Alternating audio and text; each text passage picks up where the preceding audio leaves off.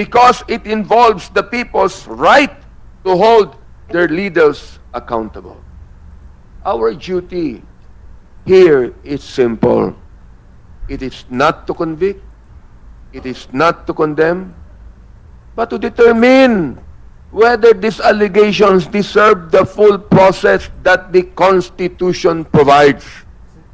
If we refuse even to examine them, we send a dangerous message that powerful officials can evade scrutiny simply by attacking the process.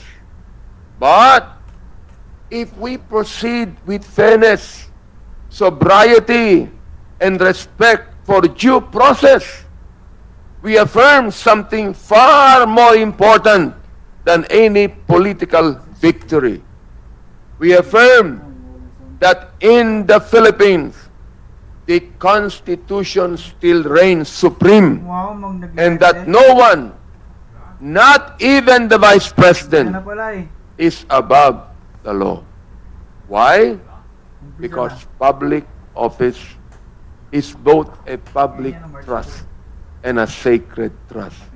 Uulitin ko po, Madam Chair, hindi po ito biro. This is not a joke. This is a solemn responsibility. And perhaps these words would also issue a warning to some of our colleagues that will make stupid analogies, Mr. Chair. I would not hesitate even to question that. Ito po, seryoso po ito. Gawin nating seryoso ang impeachment complaint na ito. Maraming salamat po, Madam Chair and my dear colleague. Thank you, Honorable Abante. May we know if the Honorable Ortega wishes to deliver a manifestation as well? Yes, Madam Chair. You may proceed. I would join my co-endorser with a short manifestation. We endorse this complaint out of respect for our Constitution, and we carry this responsibility in the House of Representatives. This is not about declaring anyone guilty. It is our duty, and it is straightforward. For us to examine the facts and determine whether they are enough and there is enough basis to elevate it. If the evidence supports it, we elevate it. If it does not, we dismiss it. We owe the Filipino people a process that is fair, steady, and faithful to our mandate. Maraming salamat. Thank you. As pronounced during day one of our proceeding, we will be deliberating on a per ground basis, although we will be voting on the basis of the entirety of the complaint. We will now proceed to the deliberation per ground of the fourth impeachment complaint. Please allow the chair to read Article 1. Culpable violation of the Constitution, betrayal of public trust, and other high crimes, citing the following specific offenses: assassination plot, sedition, and subversion of constitutional order. We are now opening the floor for opinions, comments, and manifestations of the Justice members. Madam Chair. The Honorable Franz Legaspi. Madam Chair, just a short manifestation before I make a motion with regard to yesterday's discussions. Madam Chair, just like to manifest similar to my manifestation yesterday with Big dreams start small. At GoDaddy, we help you take that first step and every step after. From getting your domain to creating your website, email, and online security, we've got you covered. You don't need to be a tech expert. and decorum that this committee deserves, that our chamber is expected to have. The nation is watching us, and I still ideally believe that as public officials or even law practitioners, that people will look up to our characters as examples to look up to, and how we will act today, how we will treat others and speak about others will ultimately shape the values of our people, especially to my fellow youth in the years to come. With this, I wish to reiterate that we confine our manifestations to relevant statements, that we maintain our discussions to the facts recited, and have a fruitful, respectful, and dignified discussion ahead. With this, I move that the discussions yesterday's, as they are similar to the impeachment complaint today, be adopted as well for the Cabrera impeachment complaint, as the grounds in both complaints are very similar. Thank you, Madam Chair. There is a motion to adopt the discussion yesterday on the sufficiency in substance of the third impeachment complaint. In our today's deliberation, in the sufficiency in substance of the fourth impeachment complaint with respect to similar grounds appearing in the two impeachment complaints. Do I hear a second? The same has been seconded. Is there any objection? Hearing none, the motion is hereby approved. The discussions yesterday in the sufficiency in substance of the third impeachment complaint is adopted for the purpose of the determination of sufficiency in substance of the fourth impeachment complaint. May we know if there are Justice members who wish to comment or manifest on the first ground. Madam Chair, The Honorable Zamora. let me just point out the specific paragraphs in the fourth impeachment complaint that refer to the impeachable offense charge. We find the acts under paragraphs 85 to 111, and these are all about the assassination plot. For the record, Madam Chair, thank you very much. Before we proceed, we would like to acknowledge the presence of the Honorable Deputy Speaker Jefferson Conghun, the Honorable Deputy Minority Leader Jesus Manuel Bong Suntay, the Honorable Deputy Majority Leader Eliza Micaela Mica M. Gonzalez, the Honorable Deputy Minority Leader Stephen James Titan, the Honorable Congressman Jose Joboy S. Aquino II from the Lone District of the City of Butuan. We likewise acknowledge the Honorable Deputy Majority Leader Vincenzo Renato Luigi R. Villafuerte. We acknowledge as well the Honorable Deputy Minority Leader Reynolds Michael Titan. We acknowledge as well the Honorable Congressman Robert Nazal from BH Party List. We acknowledge also the Honorable Deputy Majority Leader Maria Alana Samantha T. Santos. We acknowledge as well the Honorable Congressman Vincenzo Renato Luigi Villafuerte, acknowledged already. We also acknowledge the Honorable Deputy Majority Leader Hill Cabarangay A. Acosta Jr. And finally, we acknowledge the presence of the Honorable Terry L. Ridon from the Bicol Sara Party List.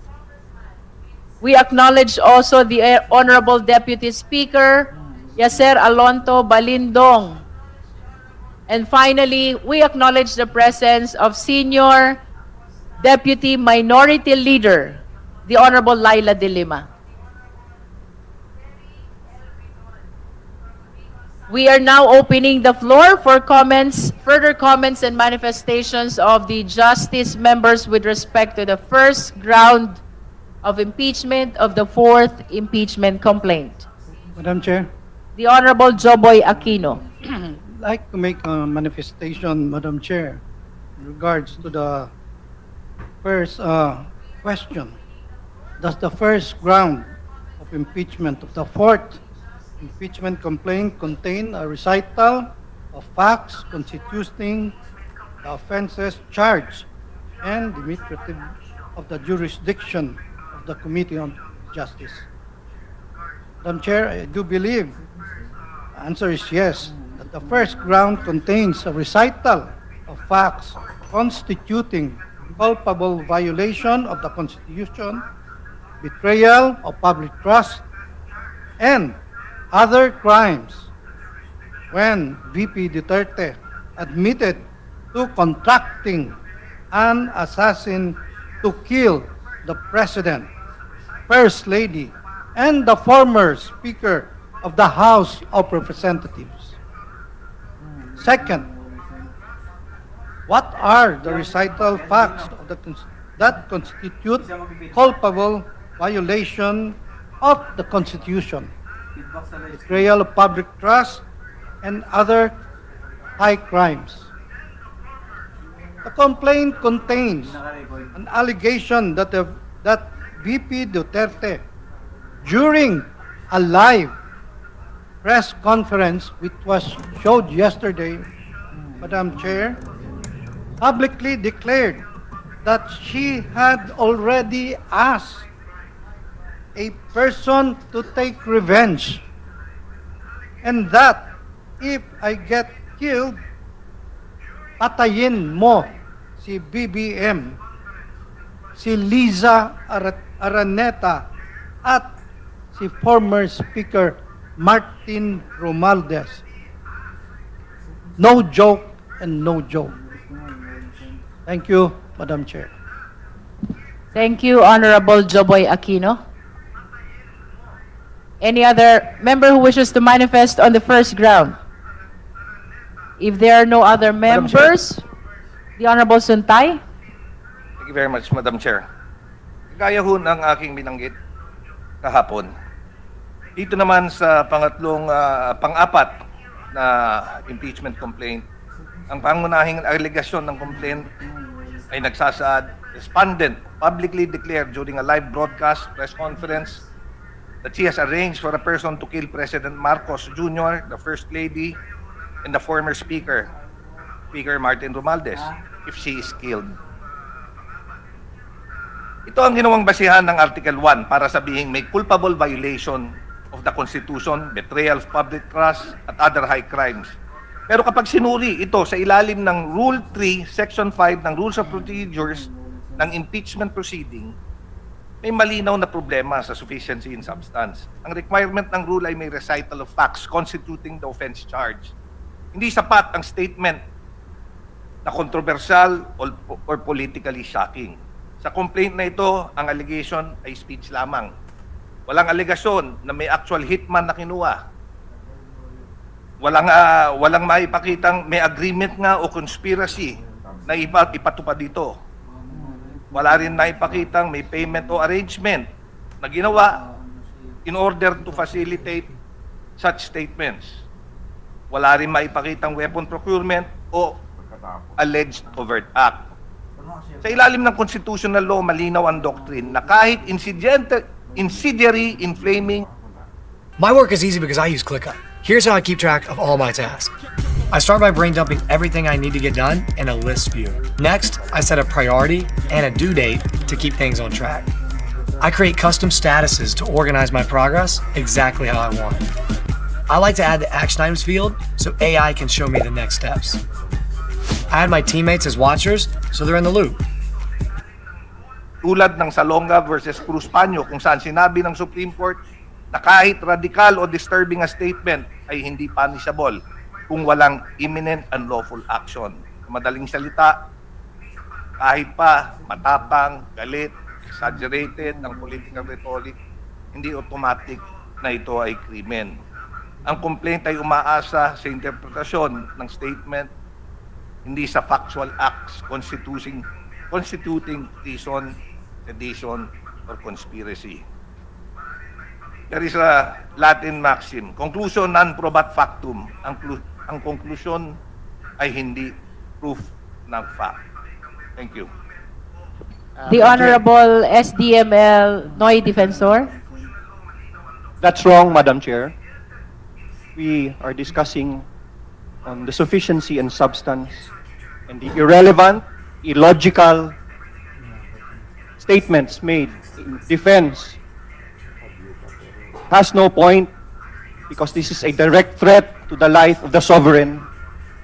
And the allegation that the Vice President has contracted an assassin who is prepared to kill the President whether or not there is a condition, as alleged in both complaints, I have seen the evidence and I have seen all the supporting documents, and this allegation is trial ready. Madam Chair, I move that we proceed to the next allegation. Madam Chair. Madam, The Honorable, is that a motion, Honorable Defensor? Yes, it's a motion to proceed to the next allegation. I object, Madam Chair. Second. There is Let us a give a chance. motion. Let us give a chance to everyone to speak on each ground. And my good friend, and whom I respect so much, should be minded to withdraw that because precisely there are others who wish to speak. And we cannot stifle any member of the Justice Committee. And our chairman has always allowed everybody to speak until everybody has spoken in this committee. So we appeal to my good friend to withdraw that so that we can Only proceed. because the Honorable Rufus Rodriguez has requested me to withdraw. I would gracefully withdraw my motion, Madam Chairman. That is a statesman. You see, Mr. Chairman, our deputy is a statesman. So Just thank for the you. record, the motion to proceed to the next ground has been formally withdrawn. Thank you, Madam Chair. All the manifestations of the Justice members are duly noted. At this juncture, we recognize the Honorable Nazal and then Honorable Chua Thank you. How about me? and then Honorable Rodriguez. Third, that is fine. Good morning, everyone. Thank you, Madam Chair. Consistent with the constitutional threshold articulated under Article 11 and the ultimate facts rule applied during the PBBM proceedings last February 4, 2026, I respectfully submit that Article 1 of the fourth complaint fails the test of sufficiency in substance. The allegations rely principally on public statements characterized as an admission of contracting an assassin. However, even assuming hypothetical admission of the pleaded facts, the complaint does not set forth the essential elements of an indictable offense. There is no identification of an alleged assassin, no pleaded meeting of minds, no overt act towards execution, no defined consideration, and no operational step taken beyond speech. Conspiracy requires implementation elements. Sedition requires overt acts. Culpable violation requires a specific, willful breach of a constitutional duty. None are pleaded with particularity. General invocations of a constitutional order and oath-taking cannot substitute for a clearly identified constitutional provision willfully violated. Under the standard consistently applied in the PBBM proceedings, rhetoric, however alarming, does not become an impeachable offense, absent ultimate facts establishing execution. Accordingly, Article 1 rests on inference and conclusion rather than pleaded ultimate facts and is insufficient in substance. I so manifest. Thank you, Madam Chair. Thank you. Next is the Honorable Chua. Thank you, Madam Chair. Madam Chair, mukhang nalilito po yung mga kasama natin. Wala po tayo dito para determine yung criminal aspect ng complaint. Nandito po tayo para tignan natin kung pag binasa po natin itong facts, ito po ba papasok as impeachable offense? Now, let me clarify this. Ito pong Article 1 makikita po natin sa paragraph 83 pababa. At dito po, sa paragraph 85, dito po, clearly and expressly, binanggit po dito yung kataga na binanggit po ng ating Vice Presidente. At ano po to? Already as a person to take revenge and that if I get killed, patayin mo si BBM, si Lisa Araneta, at si Martin Romualdez. No joke, no joke. Now, paano po ito papasok bilang impeachable offense? Sabi po dito sa same impeachment complaint, sabi po dito, makikita natin to sa paragraph 91 to 93. Ano po to? Meron daw pong culpable violation ng Constitution. Now, ano po yung specific provision sa ating Constitution ang binayolate? So makikita naman po natin to sa Article 7, Section 5. Dahil dito po, sa Article 7, Section 5, nakasaad po dito ng ating saligang batas, and I quote, Madam Chair, before they enter on the execution of their office, the President, the Vice President, or the Acting President shall take the following oath or affirmation. Ang second paragraph, ito po yung kanilang oath. I do solemnly swear or affirm that I will faithfully and conscientiously fulfill my duties as President or Vice President or Acting President of the Philippines, preserve and defend its Constitution, execute its law, do justice to every man, and consecrate myself to the service of the nation. Defend its Constitution and execute its laws. Definitely, yung pagbabanta po is not a form of executing its laws. And therefore, there is a clear violation and culpable violation of the Constitution. Second, sinabi po dito at binanggit din po dito sa complaint, betrayal of public trust. At dito po defined under paragraph 94, the Supreme Court has defined betrayal of public trust as a catch-all ground encompassing acts that constitute gross faithlessness against. Coffee ko brown, sarap pampaap.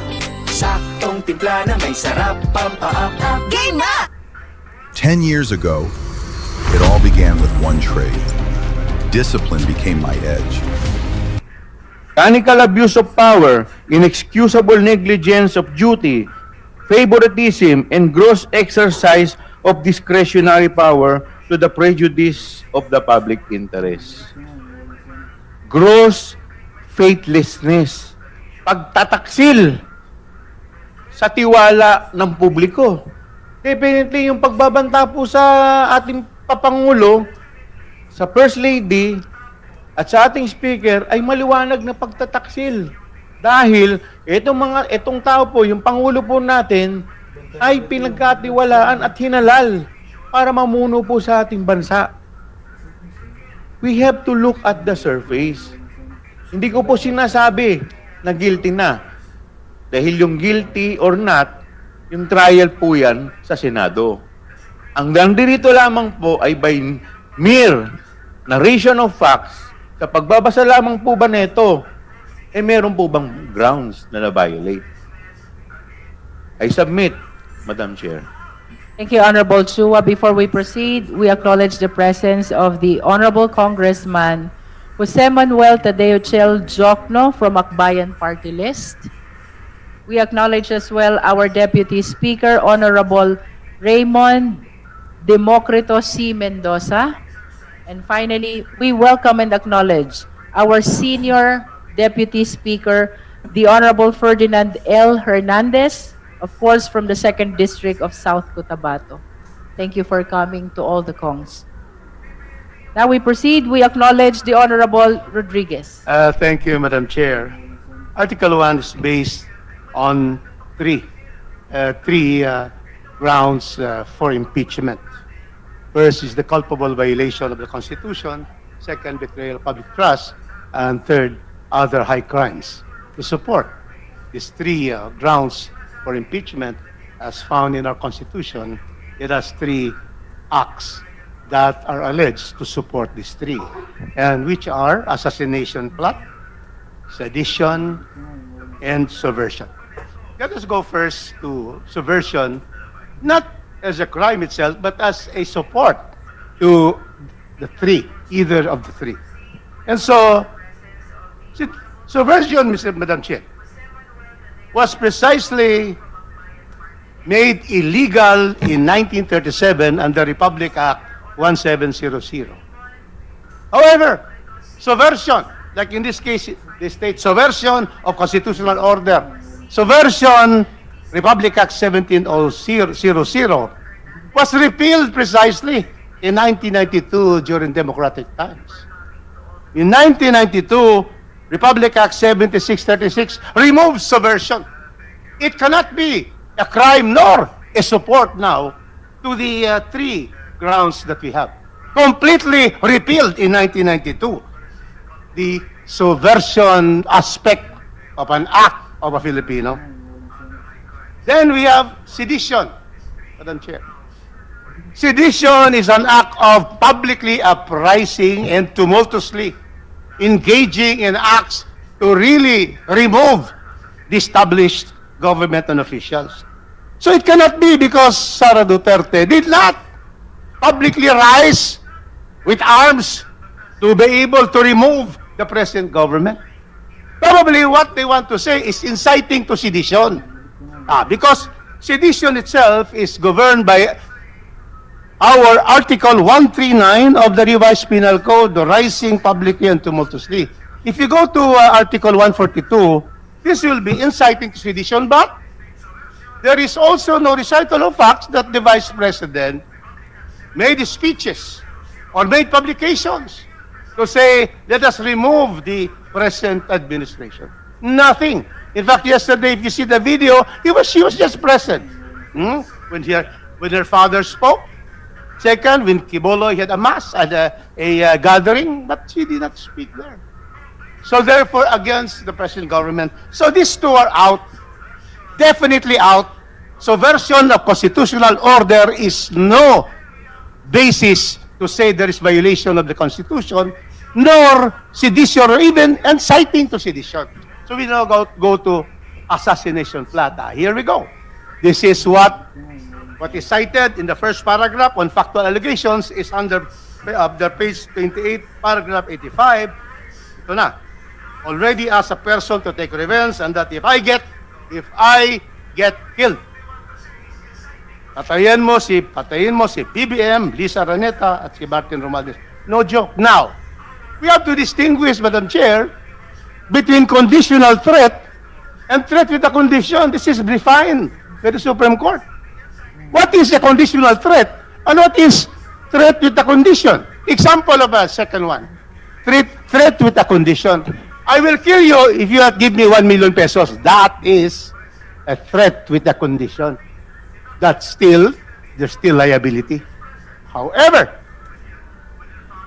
conditional threat, like I'll kill you if I am killed, that is a threat from the grave, so-called.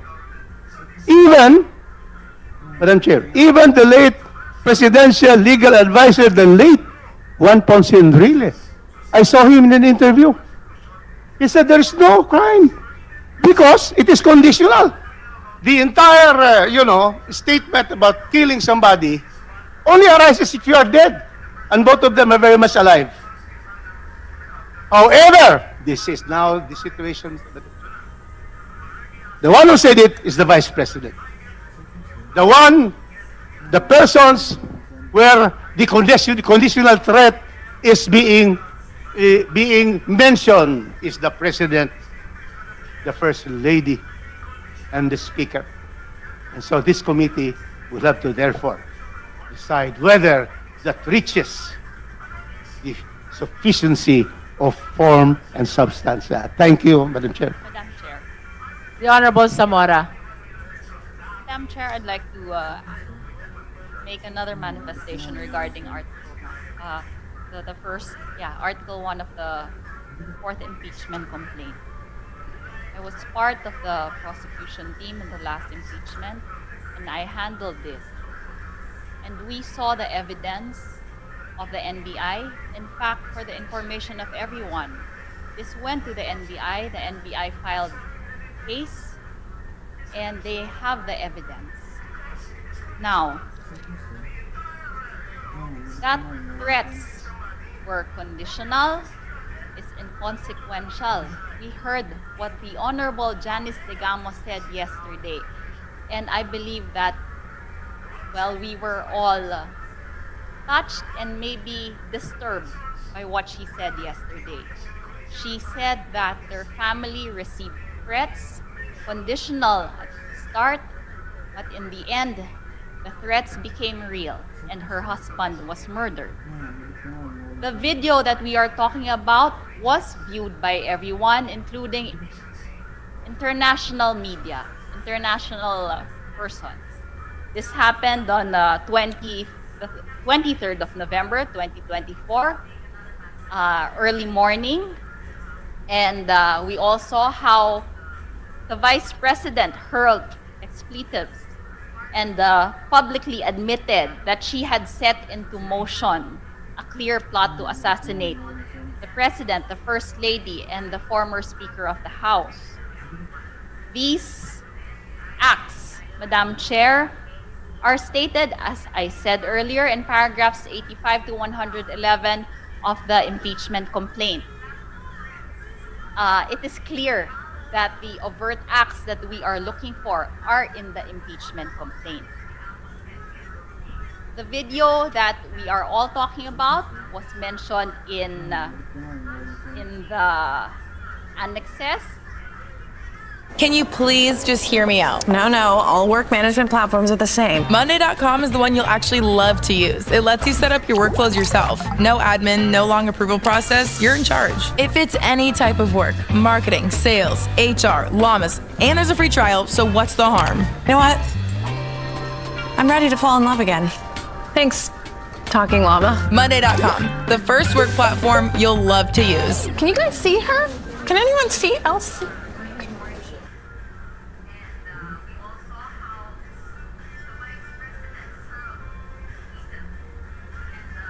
Promise, babe. Hindi ka mabibitin. With Bet88, hindi ka mabibitin sa laro. Secure at napakaraming payment options for fast cash in and out ng panalo mo. Ibang swerte to. Bet88.ph.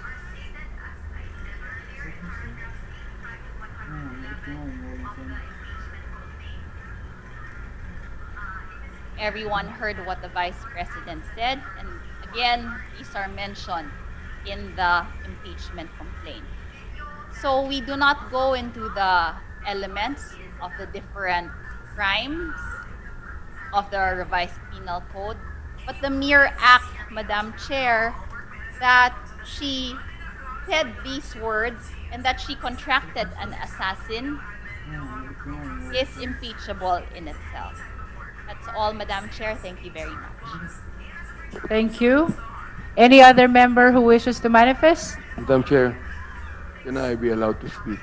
This will be your winding up as well, the Honorable Abante. Yes. After this, we will be proceeding to the second round. The Upon Honorable he- Abante is recognized. Upon hearing the statement of Congressman Rufus, medyo umiikot po yung aking isipan tungkol dito. Nakalagay naman sa impeachment complaint natin yung bang grossly inconsistent with the dignity of her office. Now, question is, proper dignity ba yung statement ni Vice President Sara when it comes to assassination threat? Hindi lamang assassination threat, Madam Chair, assassination plot, sapagkat meron na po siyang hinire na assassin. Sinabi niya sinabi niya, hindi joke yan. Pangalawa, yung po sinasabi nating gross exercise of discretionary powers. Yung pa'y kasama pa sa tinatawag na discretionary powers ng Vice President to threaten the President. Hindi na pinag-uusapan dito yung sedition. Saka yung subversion. Ang pinag-uusapan po dito, yung dignity ng office ng Vice President. Yung discretion powers ng Vice President. Yung po ba ang tinatawag natin? Dapat ba na ito ay gawin nating baliwala? Madam Chair, while the VP may claim her remarks were not serious, a high-ranking official threatening the life of the head of the state is a high crime and a threat to national stability. Yun po. Thank you. Now we proceed to Article 2 of the fourth impeachment complaint. Please allow the chair to read. Betrayal of public trust and graft and corruption. Among the offenses cited are misuse and malversation of confidential funds, violation of Joint Memorandum Circular number 2015-01, COA findings, and falsification of documents. Now we elicit the comment and manifestation of the justice members.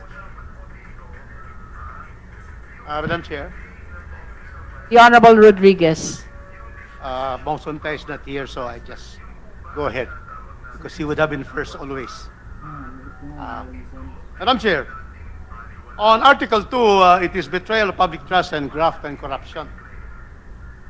I would just like to take exception in accordance with what I stated yesterday. Page 34 includes the DepEd. And as I have stated, and I remind again members of the Committee on Justice, that we have no jurisdiction over actuations of the former Secretary of the Department of Education. So, page 934, we say that the statement of corruption by grossly abusing discretionary authority over confidential funds appropriated to the OVP, that's fine. But the statement that DepEd is totally out of the jurisdiction of this committee, the actuations of the former secretary. Then on page, Madam Chair, on page 36, once again, 1223.3 paragraph, 125 million in DepEd confidential funds in the late 2022-2023. Again, DepEd, we cannot have jurisdiction over DepEd. The case of Duterte versus House of Representatives clearly state that the impeachable offenses must relate to the acts of the position and the office where the person is sought to be impeached. And we're not going to impeach the secretary of a department here, but there is an allegation against her as the vice president. So that is page 36. And then on page 38, we have here 129 paragraph. It says a random sampling of receipts and acknowledgement receipts submitted by the OBP and DepEd revealed numerous defects. So once again, the statement of DepEd, the statement about DepEd is that it is beyond our jurisdiction. And then also 132, several receipts, OVP and DepEd should not be included. Now, in page 39, there is this allegation of physical distribution and third-party deliveries, use of DepEd vehicles and personnel. Again, this is about DepEd. It could not be part of our the investigation on the allegations of the impeachment. And so, Madam Chair, those are my observation on Article 2. Thank you very much. Meanwhile, the chair wishes to remind the justice members, while we value the significance of all your arguments, we resolve already to adopt the discussion we had yesterday in the determination of sufficiency in substance of the third impeachment complaint for the purpose of our deliberation on the sufficiency in substance of the fourth impeachment complaint. We therefore encourage the members to raise new matters. Members who wish to manifest, the Honorable Chua and then Madam Chair. Honorable Tino, Madam Chair. Honorable Joboy Aquino and Honorable Chel Madam Jokno, Chair. and Honorable Abante, Madam Chair. and Honorable Nazal. Honorable Chua first. Thank you, Madam Chair. Madam Chair, as already manifested yesterday, I stand with my position that the Vice President, we should not distinguish between her position as Secretary of DepEd and Vice President by, again, citing the constitutional provision that under the Constitution, the Vice President may be appointed as member of the Cabinet and such appointment requires no confirmation. So meaning to say that the appointment of the Vice President as Secretary of DepEd is concurrent position. Hindi po siya ma-appoint doon if she were not the Vice President. And secondly, siya nga lang po ang nag-iisang Vice President, siya nga lang po ang nag-iisang Cabinet Secretary na hindi na kailangan ng confirmation. Precisely dahil siya po ay Vice President. And thirdly, in addition to those statements and for the information of the body, the Vice President as Secretary of the DepEd is not receiving any allowance or emolument as Secretary of DepEd. Therefore, and it is very obvious na kaya po siya nandun doon, again, because of her position as Vice President. Having said that, okay, that's mom's order, that's my sister's. Hey, why isn't anyone else buying? Why don't you just make a website? Please, if I knew how to make a website, I wouldn't be stuck selling brain rot caps. Then try GoDaddy. Huh? Look, I can literally set up a site right here on my phone. ito pong second ground anchored on the allegation that the Vice President has committed betrayal of public trust and graft and corruption. Now, paano po pumasok ito? Kung babasahin po natin doon sa paragraph 1, 2, 3, sabi po dito, on 20 December 2022, Land Bank check number 2244027 in the amount of 125 million was issued to the OBP and in cash at the Land Bank Shaw Boulevard by SDO Gina Acosta. So dito po sa paragraph na to, makikita natin, wala pa pong participation ng ating Vice President. Now, ito pong paragraph 1, 2, 3, this should be read in relation to paragraph 1, 3, 4. Dito po sa Madriaga Affidavit, chain of custody. Dahil ito pong winidraw dito sa paragraph 1, 2, 3 na 125 million na in-encash na sinasabi na nilagay po sa mga multiple bags na nakalagay sa paragraph 125 na binigay po kay Dante La Chica ay binigay po kay Madriaga. At dito naman po si Madriaga, sinasabi po niya na ito daw duffel bag, 4 na duffel bag na kinuha niya ng cash sa Ultra Pasig City noong December 20, 2022. Take note of the date, Madam Chair. Ibig sabihin, ito rin yung araw kung kailan in-encash yung 125 million. Siya daw ay nag-deliver netong 4 na duffel bag sa various recipient including a mayor in Laguna, an office in Timog, and a vehicle left at the Ombudsman parking compound for retrieval. At this point, wala pa rin pong participation ang ating Vice President. Now, paano po napunta dito? Paano po ito naging impeachable offense? Makikita po natin yan sa paragraph 150. Kasi dito po sa paragraph 150, nakalagay po dito, the OBP SDO's testimony that they were instructed to turn over cash to intermediaries, which is Nolasco to Madriaga, at the direction of respondent Sara Duterte, supports direct liability. So dito po pumapasok yung participation ng respondent. Kaya po, dito po pumapasok yung grounds which is grave which is betrayal of public trust and graft and corruption. So with that, pagbabasahin lamang po natin yung facts, makikita po natin na may sufficient in substance. That's all, Madam Chair. We just want to share to the justice members that the Madriaga affidavit referred to by the Honorable Chua is part of the attachments, I think, of both the third and the fourth impeachment complaint. That's for the guidance of the justice members. Before we proceed, we would like to acknowledge the presence of the Honorable Zia Alonto Adjong from the 1st District of Lanao del Sur.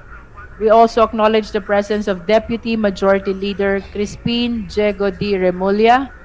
And we acknowledge as well the presence of Deputy Speaker David J.J.C. Suarez. To proceed, we would like to recognize the Honorable Joboy Aquino. Thank you, Madam Chair. Earlier, Madam Chair, we heard that from our good friend, Congressman Rufus Rodriguez, that we cannot,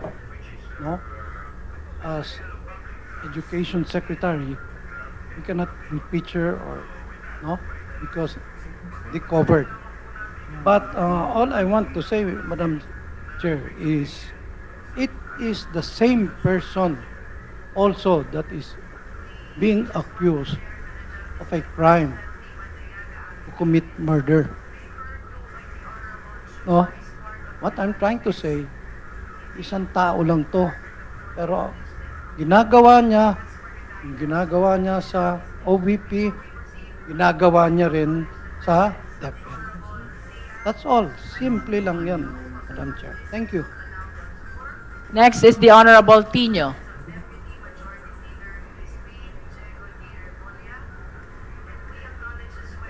Thank you, Madam Chair. Madam Chair, initially, I raised my hand in order to ask for clarification regarding the relevance of the initial motion that was carried, that the discussions on the third hearing that are relevant to the fourth complaint are carried. No, so you already clarified that indeed they are carried, and therefore we do not need to spend so much time recapitulating the arguments that were already raised yesterday, including this argument of our esteemed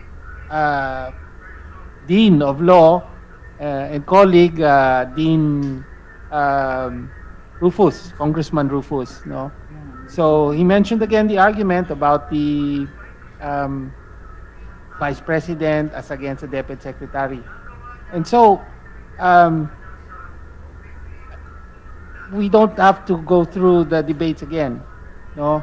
And I would just like to say that once again, my position is that we are not impeaching the Deputy Secretary, which would be absurd, but the Vice President carrying out her function as a member of the Cabinet as provided for in the Constitution, no? As Deputy Secretary. So yun po ang ginagawa natin dito, kaya nasa jurisdiction po yan ng komite. Ngayon, regarding the second article in the complaint, I believe that it is sufficient in substance because the allegations here are betrayal of public trust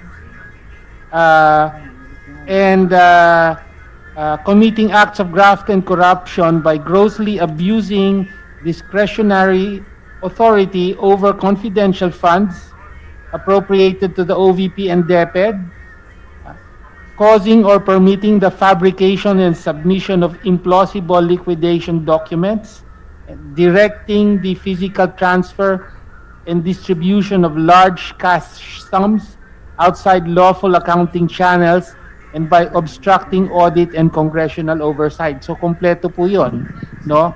Mula sa pag-abuso sa confidential funds hanggang sa pagtatakip ng abusong ito sa pamamagitan ng pagpeke ng mga dokumento na sinubmit sa COA at ang pagtutol niya o pagtanggi niya na magpaliwanag sa Kongreso sa paggamit nito. And from paragraphs 100 from paragraphs 121 to 122.3, yung po yung tungkol sa 125 million na Stop taking meeting notes and let ClickUp AI Note Taker do it for you. It allows you to focus on your meetings, not your notes. It captures everything, from action items to key decisions. And after every call, you get a clear summary. But where it really goes to the next level is that it's the only AI note taker that connects your meetings to the rest of your work. So stop stressing about taking notes and get the AI note taker that works for you. Get ClickUp AI Note Taker for your next meeting.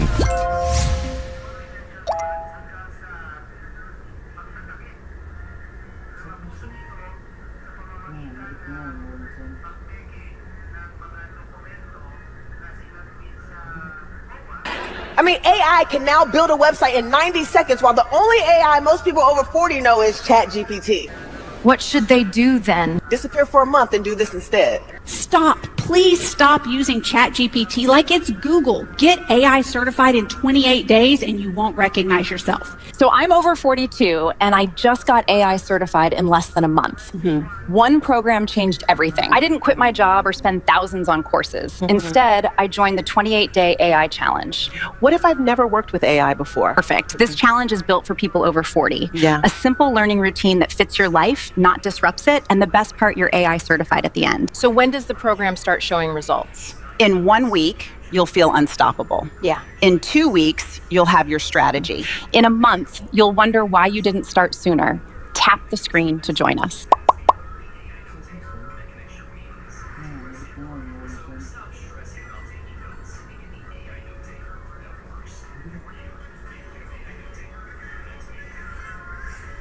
First of all, because if we carry that argument to its logical conclusion, it would mean, for example, that if a vice president were to attend a function as Secretary of Education, where the president was also present, and then, let's say, hypothetically, were to brandish a firearm or even discharge it at the president, then does that mean that she cannot be impeached?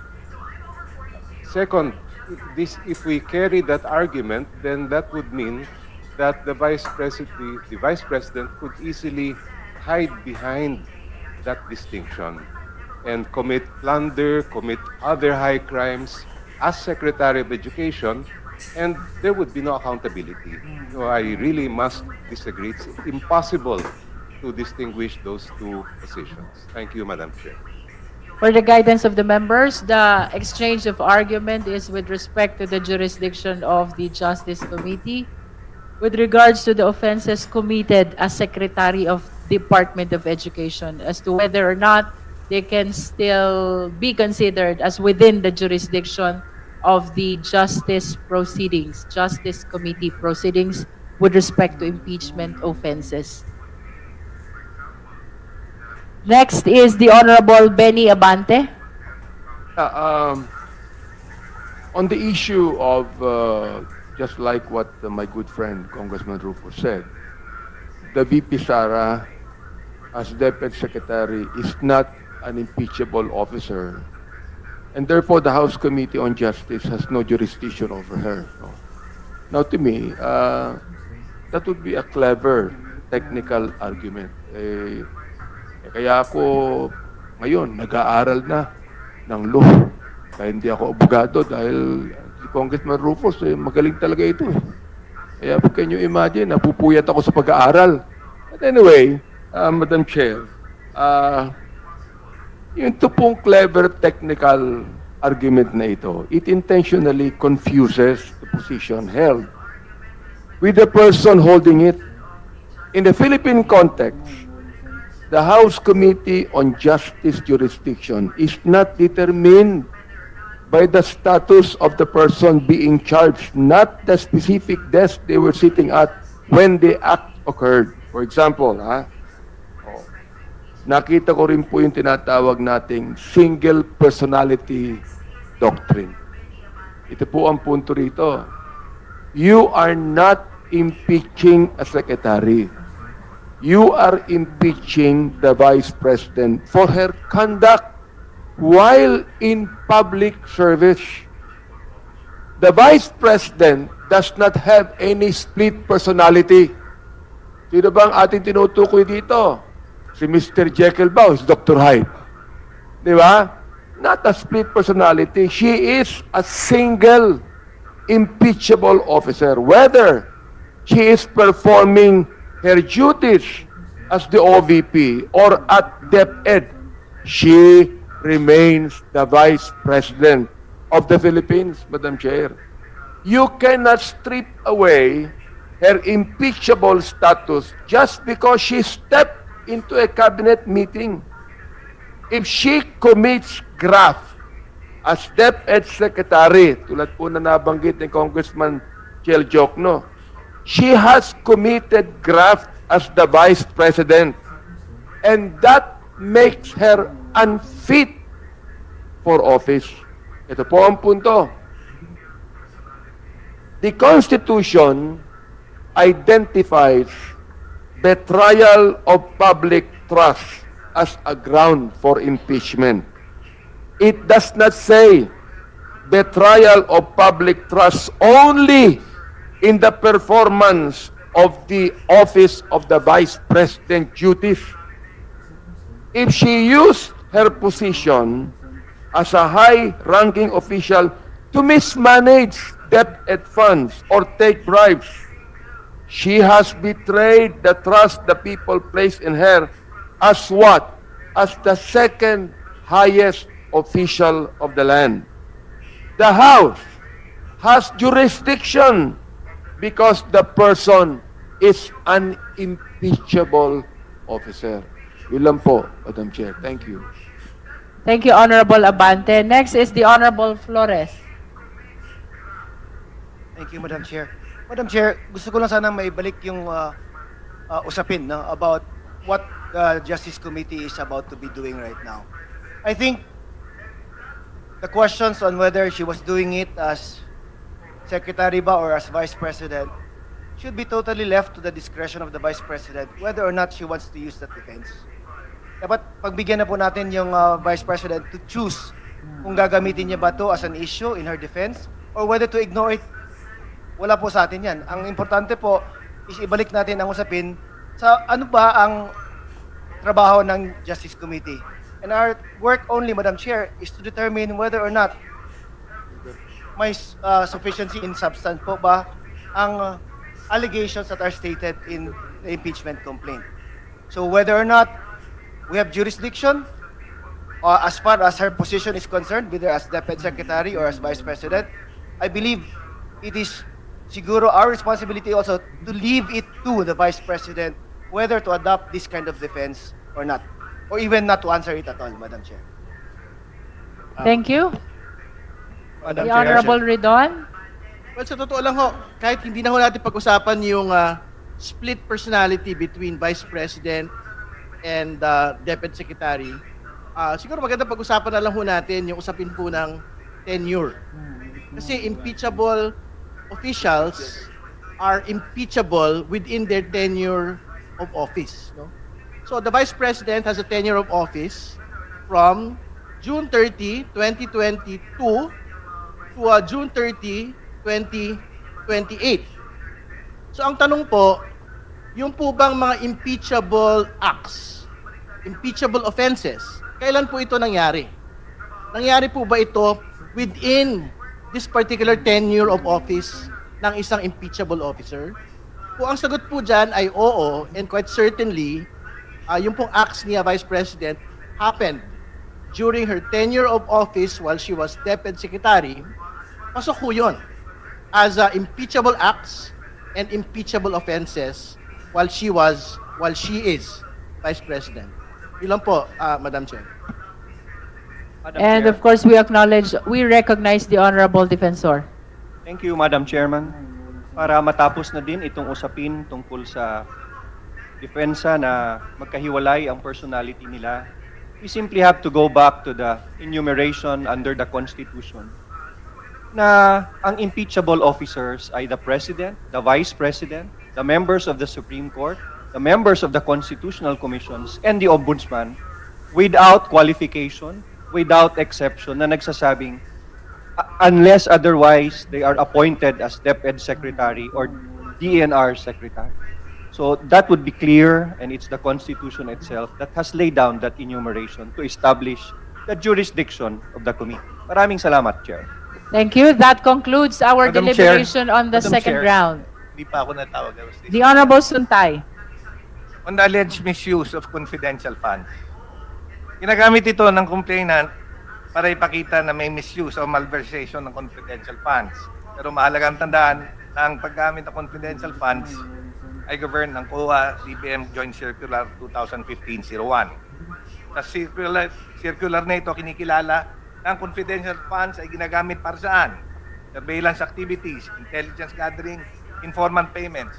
Dahil dito, cash transactions talaga lahat yan. So hindi porket may mga cash transactions o may movement ng funds, ibig sabihin meron ng malversation o merong corruption na nangyayari. Hindi rin pwedeng sabihin bakit nagastos yung pera in 11 days as alleged. Dahil ang spending, yung bilis ng paggastos, hindi naman automatic, ibig sabihin illegal na. Confidential operations often require immediate payments to sources like informants. Ang mas mahalagang problema sa complaint ay hindi nito pinapakita kung saan napunta ang pera. May personal benefit pa na pumunta o nakuha ang Vice Presidente.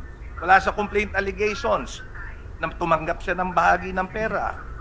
Walang nakasaad na may asset pang nabili using that funds. May bank transfer pa papunta sa kanya. Ang reliance ng complaint, kung babasahin natin, ay mula sa mga COA audit findings. Audit observation memorandum, notice of suspension, notice of disallowance. Pero sa ilalim ng COA audit rules, ano ba yung audit observation memorandum? Preliminary observation lang ito. Ano yung notice of suspension? Pagkulang ang dokumento. Ano yung notice of disallowance? Administrative finding. Pero ito, Madam subject Chair, to appeal. Madam Chair, point of order muna. There's a point of order. Honorable Suntay, let's hear the point of order of the Honorable Abante. Yung ba pinag-uusapan natin? Ano ko yung ba pinag-uusapan natin? This is about confidential fund. Oh. Yes, this is about confidential Ang funds. pinag-uusapan natin kanina, Madam Chair, kung this is tendre regarding lang, confidential Let's funds. nagpapaliwanag allow pa the ako. Honorable Abante to finish the point of order. Ang pinag-uusapan natin kanina, kung yung office ng Secretary of Education, saka yung Vice President's office, While you're watching this Monday.com ad, Michael clicked the star, and Monday Sidekick scanned vendor quotes, dropped the data into the board, and sorted it high to low. That's what we call AI efficiency. Monday Sidekick, AI you'll love to use. Start a free trial today at Monday.com.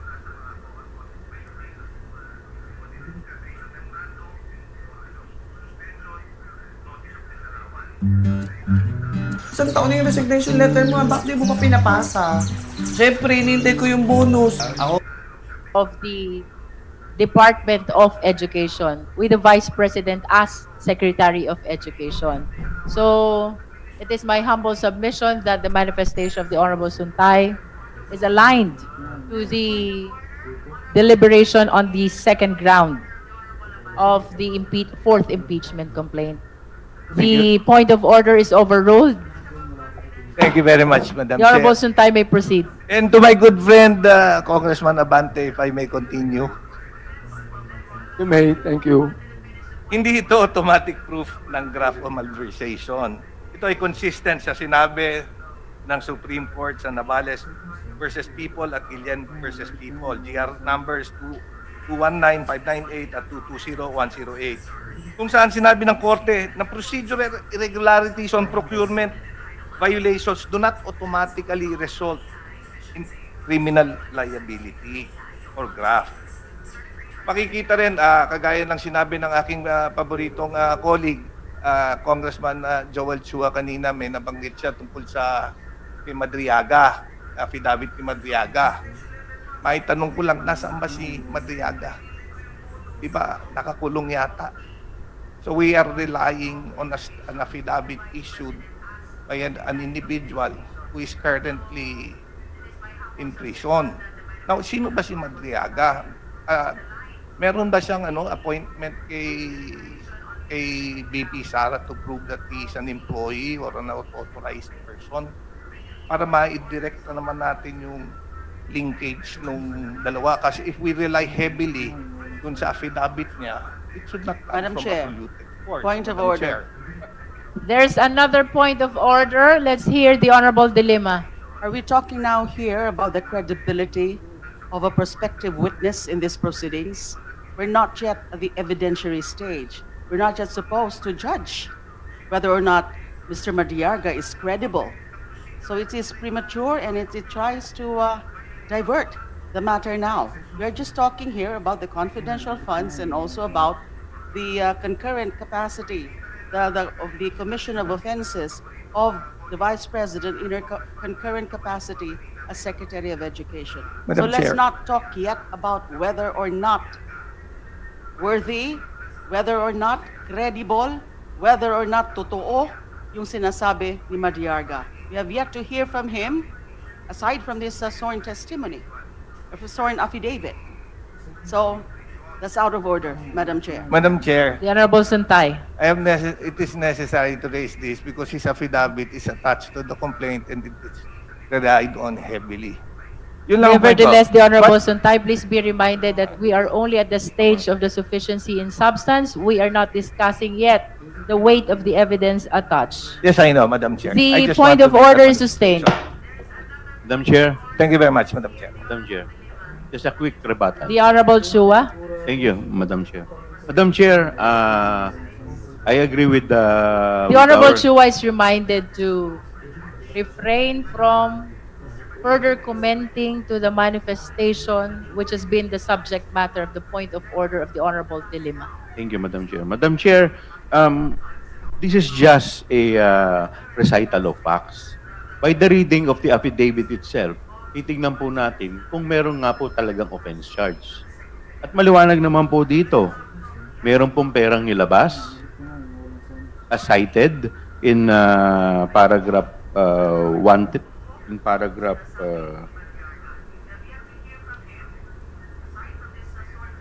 in paragraph 1, 2, 3 of the complaint.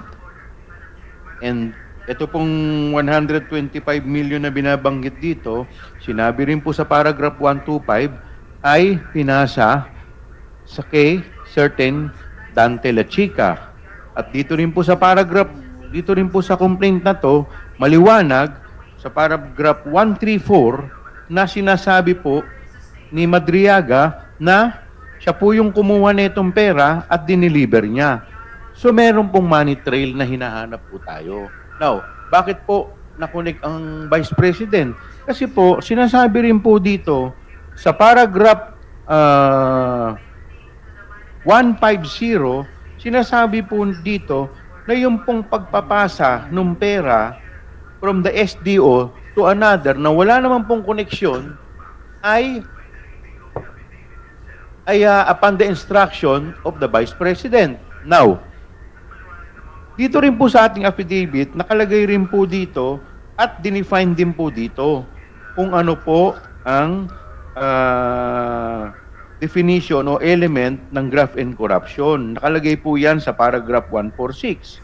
RA number 3019, paragraph 3A, penalizes public officers who persuade, induce, or influence another public officer to perform an act constituting a violation of rules and regulation. Definitely, yung pagpupunta po ng pera from one person other than the SDO is a violation of rules and regulation. Thank you po. Madam Chair, a Thank quick you. reply. Before I call the Honorable Sontay, let me finish first with the list. The Honorable Nasal and then the Honorable Acosta.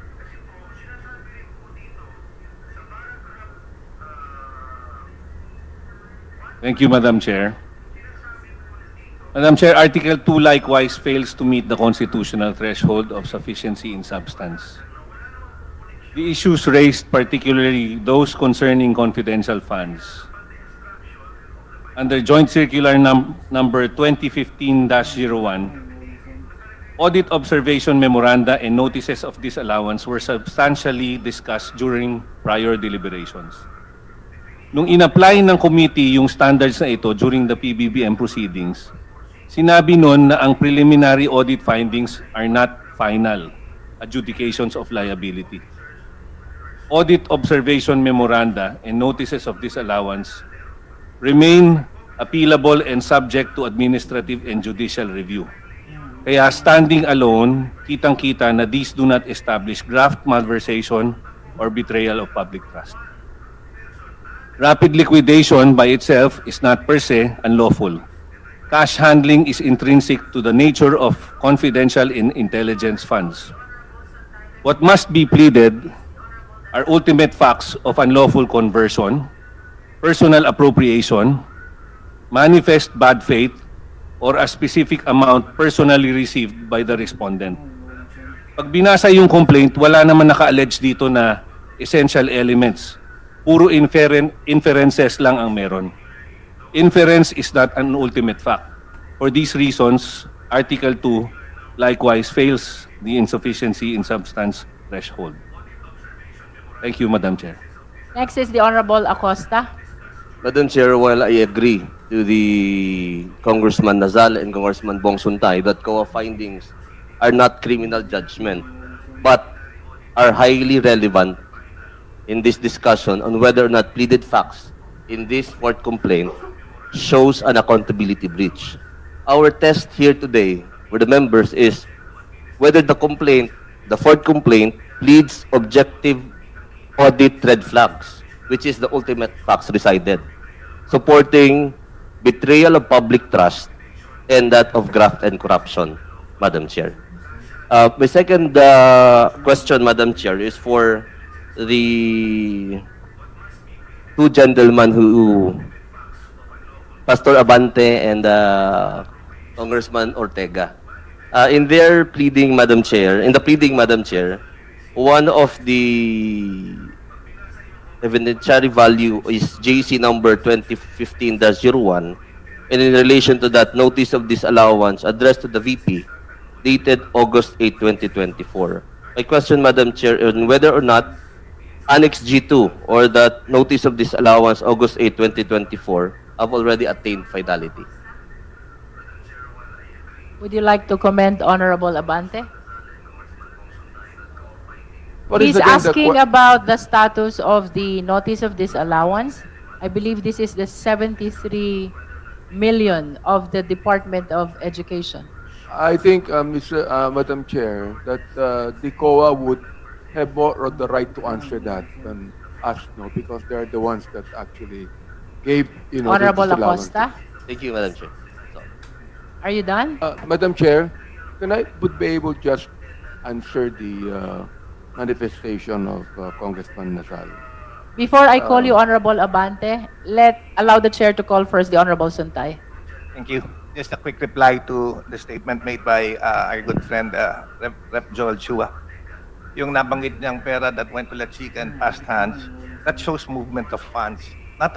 It is not a proof of illegality of use or personal appropriations of the said funds. In fact, the VP is a high-ranking official, and she relies heavily, and as well as other officials, on her subordinates, accountants, unless it can be shown and can be proved that she personally fabricated the receipts, she received the money, or she had gain from those funds, then I believe that the allegation is not substantial. Thank you, Madam Chair. Madam Chair. Madam Chair. Before I bring back to you the floor, Honorable Abante, since you are the endorser, let me finish first the other Kongs. The Honorable Ridon is recognized. I think most of the matter has already been discussed yesterday. We are basically just reprosecuting the points that had already been raised yesterday. Even the defenses of Vice President had already been stated yesterday, which is why the endorsers and the other congressmen are also reprosecuting the points, no? But I think, Madam Chair, even if we remove the Madriaga affidavit, the basis of the notice of disallowance, which remains pending before the Commission and Bank, can actually stand on its own. Big dreams start small. At GoDaddy, we help you take that first step and Of confidential funds, no? So, wag na ho natin pag-usapan muna yung laman po ng paano ho yung from La Chica to Madriaga. Kahit tanggalin po natin yon, Madam Chair, titindig po yung usapin po ng malversation. Kahapon, sinagot na rin naman ho natin, hindi ho requirement sa malversation, sa different types of malversation, yung pong personal benefit. Totoo, meron po nga malversation that requires personal benefit. Pero in technical malversation, hindi ho depensa. Yung meron ho kayong personal benefit. The fact na meron hong maling paggamit doon po sa itinakda ng paggamit po ng pondo, technical malversation na po yun. May kaso na pong kriminal yun. At ano ho ba yung pinag-uusapan natin sa misuse of confidential funds? Ang pinag-uusapan ho natin sa misuse of confidential funds, tama ba na ginagamit po for what? For team building activities, yung pong confidential funds. Hindi ba? And finally, as an additional and new point, Madam Chair, one of the defenses relating to Madriaga, which is being, I think, stated today by the Office of the Vice President, is that Mr. Madriaga was never an employee of the Office of the Vice President. But I think the point needs to be made that in different parts of the bureaucracy, for example, yung mga contracts of service, yung pong mga job orders, hindi naman ho yan technically empleyado ng mga opisina. Hindi ho ba? So I don't think that stands as the defense that Mr. Madriaga is actually not an employee of any of the offices of the Office of the Vice President or when she was Secretary of the Department of Education. And finally, as a final point, yung pong mga confidential agents, which is basically, I think, who Madriaga is. Yung mga confidential agents po ba are treated actually as employees of offices that actually implement confidential funds? I don't think so. So, this particular new development, which the Vice President is actually submitting as a defense on Madriaga, would not hold water, Madam Chair. Thank you, Honorable Ridon. Before we proceed, we would like to acknowledge the presence of the Honorable Ana York P. Bondok from the 4th District of Pampanga. We acknowledge as well the presence of the Honorable Sara Jane I. Ilago from Gabriela Party List. And finally, we acknowledge the presence of the Honorable Congresswoman Rene Ann Lourdes Matibag from the 1st District of Laguna. Thank you for coming. Chair. To conclude our deliberation on the second round, I wish to express the significance of all your arguments, but let me manifest my observation as well that despite our resolve to adopt already our deliberation in the sufficiency and substance of the third impeachment complaint with respect to similar grounds, it appears that we are raising the same arguments and manifestations. Madam So, Chair. I understand that we value all your manifestations, but please allow the chair to continue on encouraging you to raise new arguments instead. The Honorable Defensor. Madam Chair, may I just remind the members of the committee that it is the intention of the framers of our Constitution that once an impeachment complaint has been initiated, the proceedings must be expedited, madaliin, hindi para sagasaan, for two reasons. First, na kung wala naman palang kasalanan ang isang respondent, dapat mabilis natin ma-dismiss o mabilis siyang ma-acquit sa trial. At kung meron man sa pre-trial pa lang o katulad nitong nasa committee pa lang, mabilisan din at huwag paulit-ulitin. Kasi kung masama at may kasalanan, dapat pumunta agad sa trial. I hope that we will not be redundant in our discussions for the succeeding grounds and that we will limit our manifestation simply to the recital of facts to determine whether there is sufficiency in substance. Thank you. The Honorable Isidre. Madam Chair, just to refresh the memory of the members who were probably not part of the investigations that were conducted last year, I do remember doing the interpellation of the disbursement officer, asking her who gave the instruction to transfer the said amounts to Colonel La Chica. And plainly and under oath, she manifested that it was the Vice President who gave that instruction. So clearly, Madam Chair, that being part of the attachments to the impeachment complaint, that provides a clear connection between the Vice President's instruction and the actions that were taken by the assigned officers. Thank you. Next is the Honorable Gonzales. Thank you, Madam Chair. I agree with the manifestation of our Senior Deputy Majority Leader. Kasi kung paulit-ulit po, yung oras o at panahon ay nasasayang, mas mayroon pa po tayong mas maraming pwedeng itakel na equally important matter po. And we have 5 grounds remaining. Thank you so much, Madam Chair. That's all.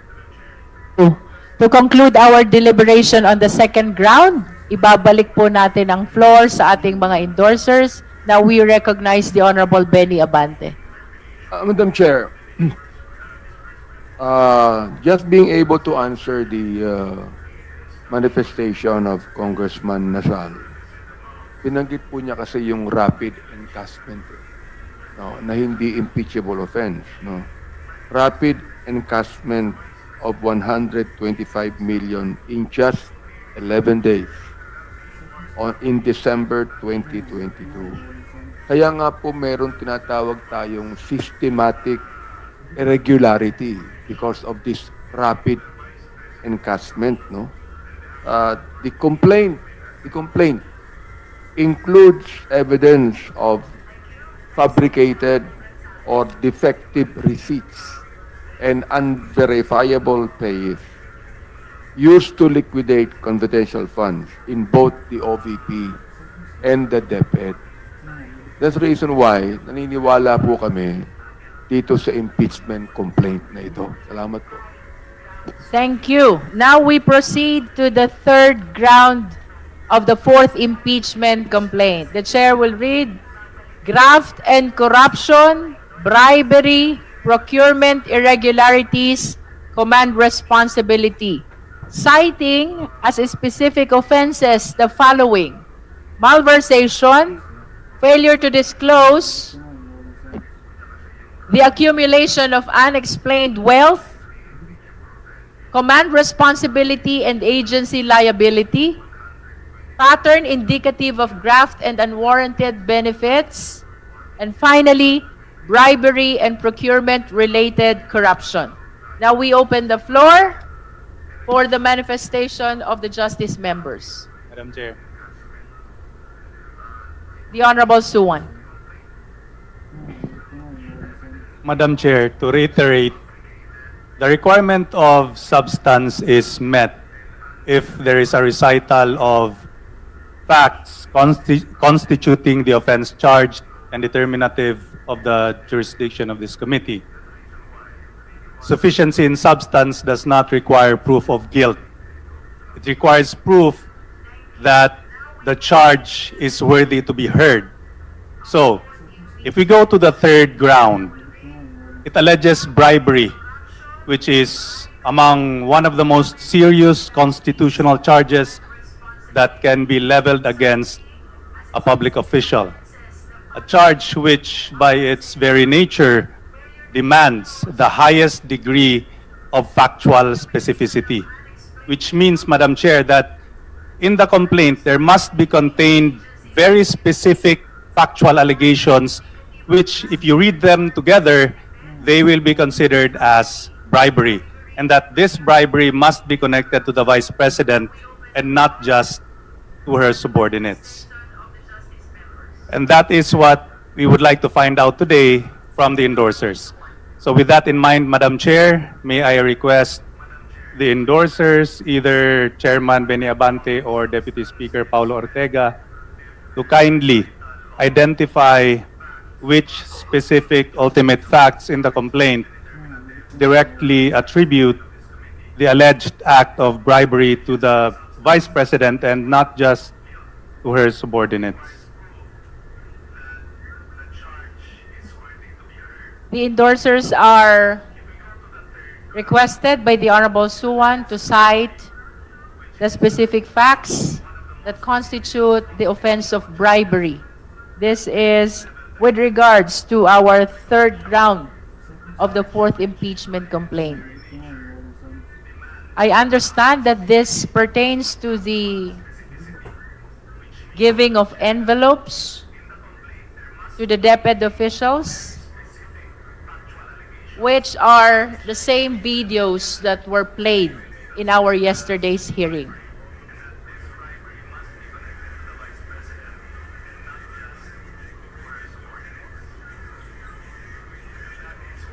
May we hear from the endorsers? Madam Chair,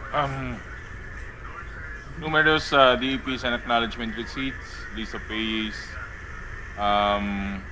could not be verified by the PSA. It was very much well chronicled during the hearings. Lumabas po yung mga napakasikat po na mga pangalan. Naaalala nyo pa sila Mary Grace Yatos, sila Miggy Mango. I'm sure all of you are familiar with this. Certainly there were ghost beneficiaries or conduits for diversion, and the presence of duplicated names, repeated handwritings, patterns, and receipts dated 2023 to 20, but claimed 2022, and the expenditures indicated fabrication and backdating design to conceal the true disposition of this. Honorable Suwan? Madam Chair. The Honorable Abante. Your question, Honorable Suwan, is about bribery. Yes, Madam Chair. Introducing ClickUp Super Agents, the world's first AI agents that natively collaborate Will amount to bribery, and can these be connected directly to the Vice President?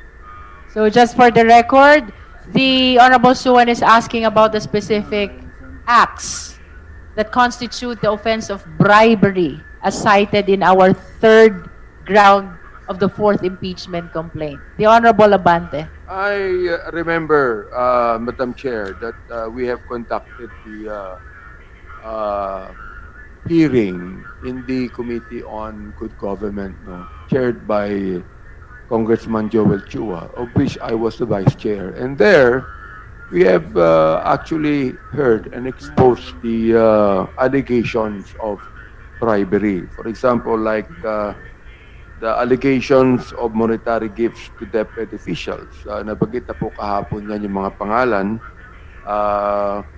There are witness statements and documentary patterns indicate that monetary gifts or payments were distributed to DepEd officials holding procurement-related functions, creating a plausible nexus between payments and favorable procurement outcomes. Of course, sa amin, such conduct, if proven, constitute bribery and corrupt influence in procurement processes. Now, of course, there are procurement irregularities. Amin din po ipinakita doon sa Committee on Good Government. Bribery and procurement corruption violate RA number 3019 and other procurement laws and regulations. So, we could be able to submit later on, Madam Chair, all of the names.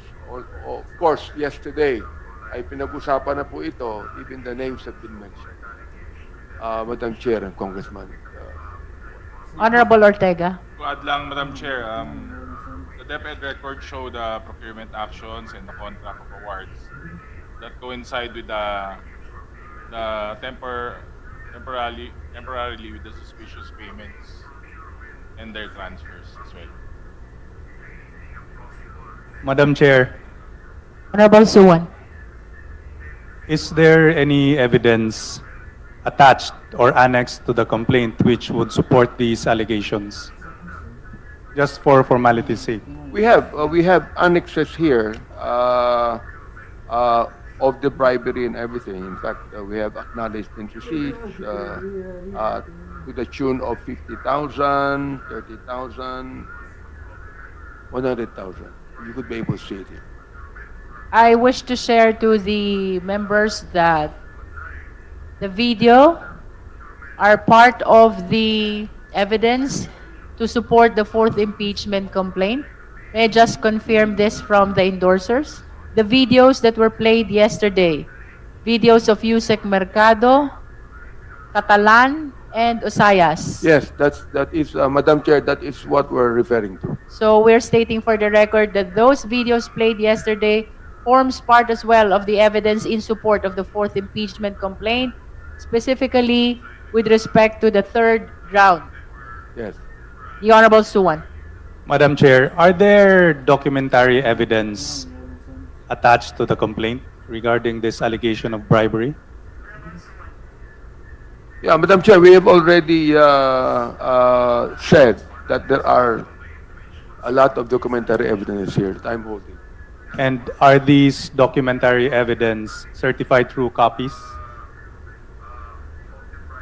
There are acknowledgement receipts, as I've said a while ago, Madam Chair, and I believe that Congressman Suwan can come over and be able to see all of the documentary evidence that we have. Napakarami kasi, no? It would take time for us to be able to. May we say confirm this. from the endorser if the attachments pertain to the COA documents? I believe so. In fact, if we could be able to actually even call upon the forensic review of all of the accounts and expenses that have been done by the Office of the Vice President. Honorable Suwan. Madam Chair, I am asking these questions because I believe that the standard of sufficiency in substance exists for a reason. It is not to make things easy. It is not to make things hard. It is to make things honest. That is all, Madam Chair. Madam Chair. Thank you. The Honorable Rodriguez. Thank you. Madam Chair, in Article 3, it is quite surprising because it puts in the allegation itself on the impeachment grounds, two grounds which are not in the Constitution. Articles 1 and 2 is really precise because they, for example, Article 2 is betrayal of public trust and graft and corruption. Here, they have included procurement irregularities. It is not part of the 6 grounds as enumerated in the Constitution, nor common responsibility. Probably, this should have been the parenthesis in support of graft and corruption and bribery. In other words, Article 3 are really on graft and corruption, number 4 in the list, and of course, and then bribery, third in the list of impeachable offenses. Now, Madam Chair, graft and corruption, there is no recital, nor about bribery. They are still saying that they will be proving later on. There is no bribery. Is really governed by the revised penal code, whether on a criminal level or as part of the to support the impeachable offense of graft and corruption and bribery. And so therefore, Madam Chair, there is no recital of facts in this. So, graft and corruption, bribery, there is no clear recital of facts of how. Well, the elements are conducted so that it will clearly show that there was the sufficiency in substance. Now we go to procurement irregularities. This together with bribery are on DepEd. I will not anymore. Following the chairman's decision, I will just state that we have no jurisdiction on bribery and procurement because DepEd. That's it. We will not elaborate that. Command responsibility, Madam Chair.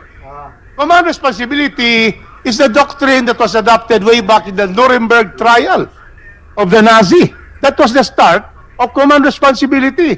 Even if they did not be the one to kill Jews and everybody, in that particular case, the Nuremberg court convicted them, Goering, all the others, because of command responsibility. So that is a doctrine started by war crimes in the Second World War.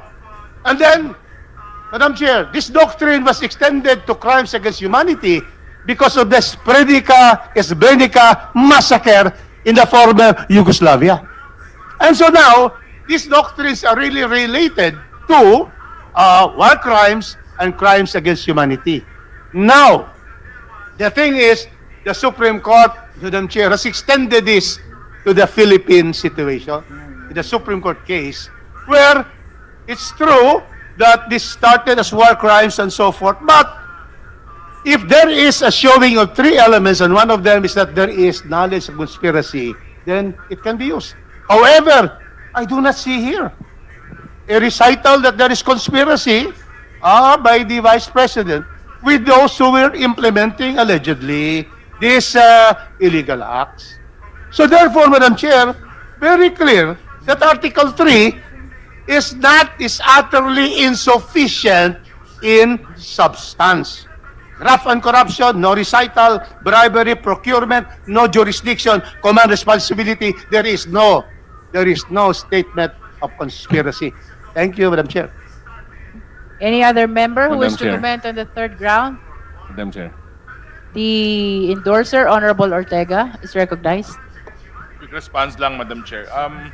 During the past hearings, we have seen the procurement records. Nakita naman natin yung mga records dati and how they are linked to instances with suppliers, yung connection nila sa mga recipients, sa mga suspicious payments, mga received sa awards. Ginamit po itong procurement para pandiskarte, para mailabas po yung mga kailangan. Siyempre, pag yung supplier, kakilala, kaklose nung mga tao connected sa mga nagpapasupply, siyempre, may nagagamit po na pera dyan, may pinapasok na pera. So, the procurement was part of the scheme. Yun lang po, Ma'am Chair. Thank you. Madam Chair, The Honorable Abante. I might agree with Congressman Rufus on the conspiracy angle, no? But I would think that there is command responsibility and direct participation. It might not be Gestapo-like, but of course, yun mga staff ng Vice President will not act on these things without direct participation of their boss. You see? Hindi naman pwedeng gumawa sila ng mga bagay-bagay na hindi alam ng kanilang boss tungkol dito, Madam Chair. Yun lang po. Madam Chair. Madam Chair, just to answer. Honorable Rodriguez and then Honorable Nasal. But here, there is no... And I am recognized. Yes, you are recognized. Precisely. Madam Chair, what is stated here is command responsibility, not direct participation. So if you go through the recital of facts, it is not what the Honorable Abante has said, because it is, if you will read here very clear, it is stated here, it's about command responsibility. It would have been different if he was said direct participation. It is not alleged here the direct participation, the chair of the secretary on the employees of the DepEd. And again, once again, there is no jurisdiction of this committee on all this bribery and this procurement, because these are DepEd acting as secretary. Duterte versus House of Representatives, the Constitution, Administrative Code of 1987, it should be acts done by the Vice President in relation to her office as Vice President. Thank you, Madam Chair.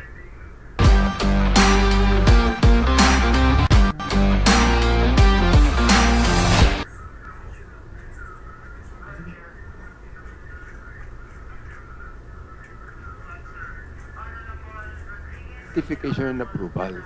Pangalawa, when we had the hearing in the Committee on Good Government, the staff testified that they acted on instructions from the head of agency.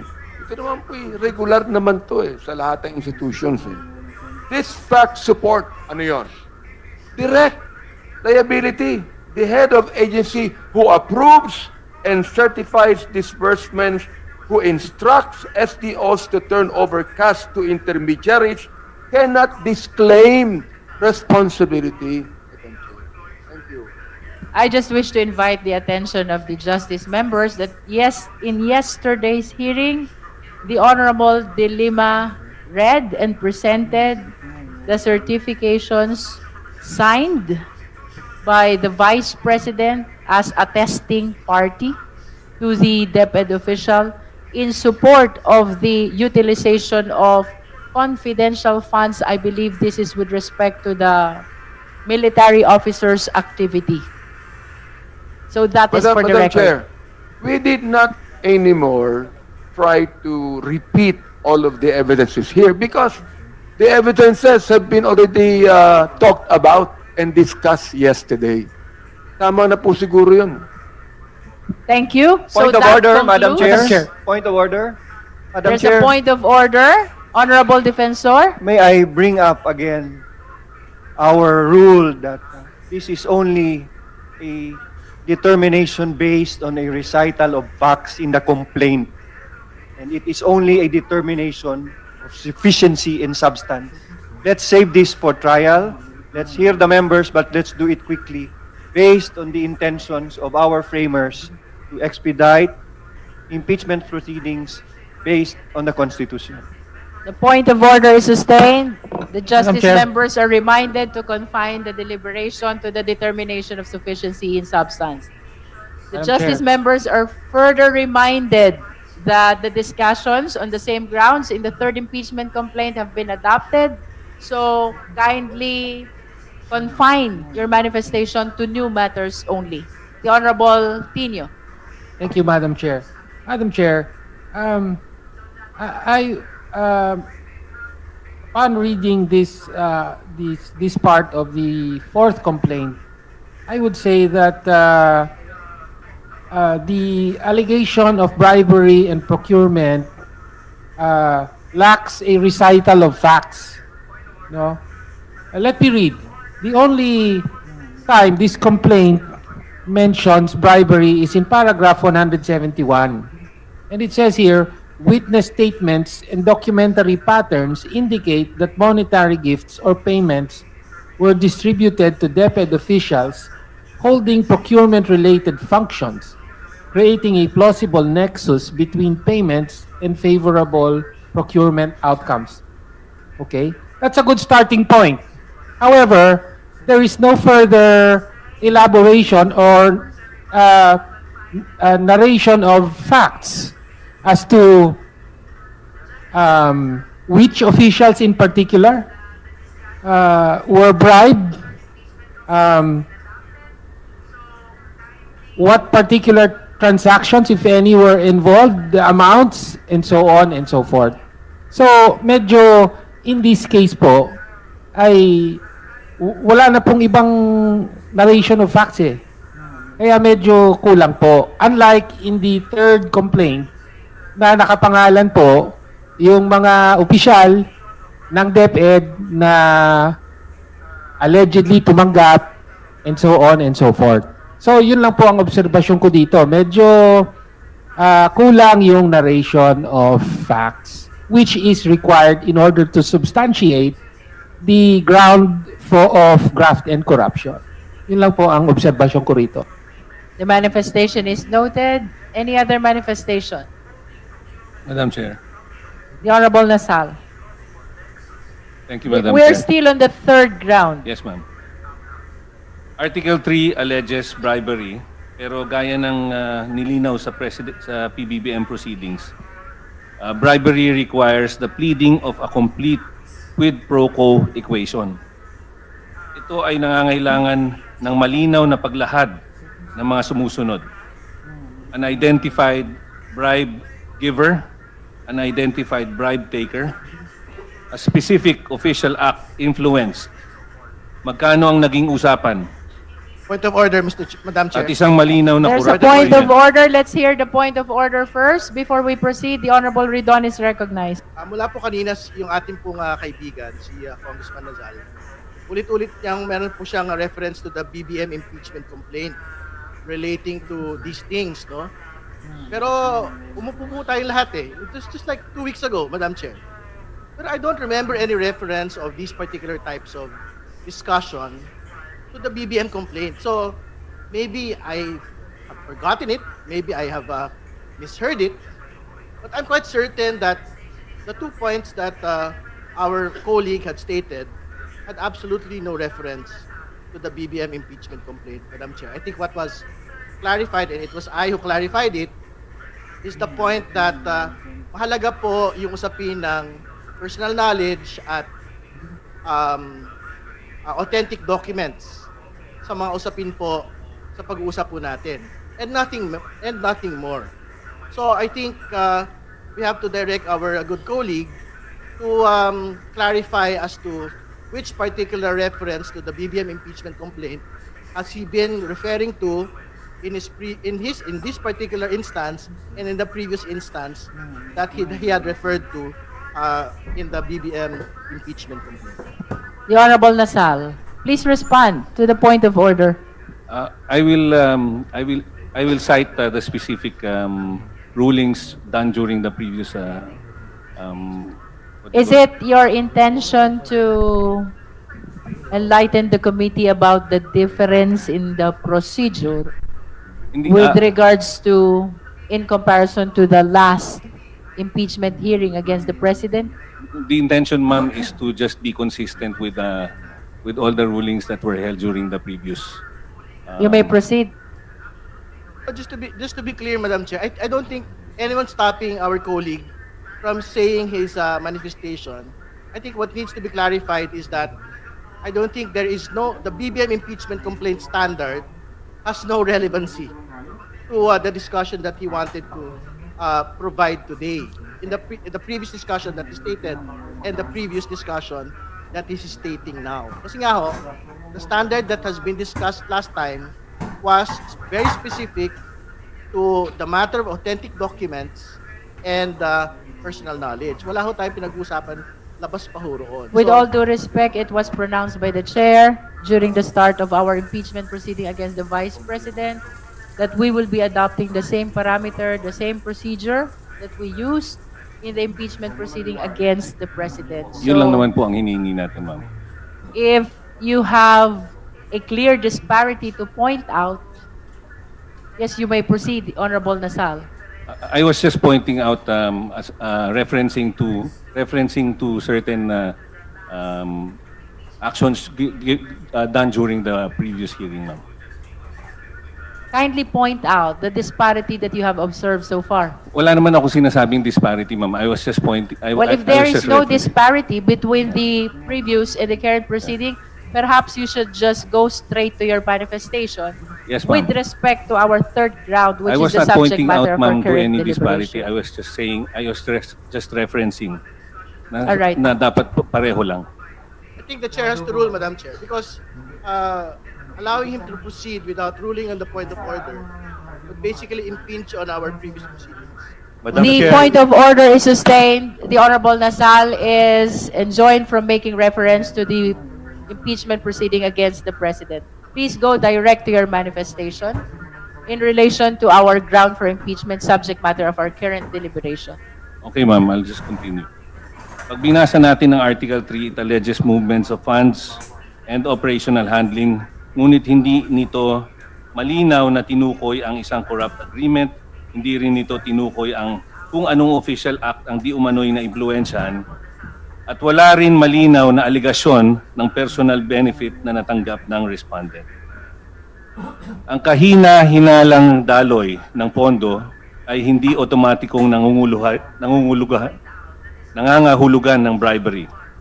Conclusions of law cannot replace ultimate facts.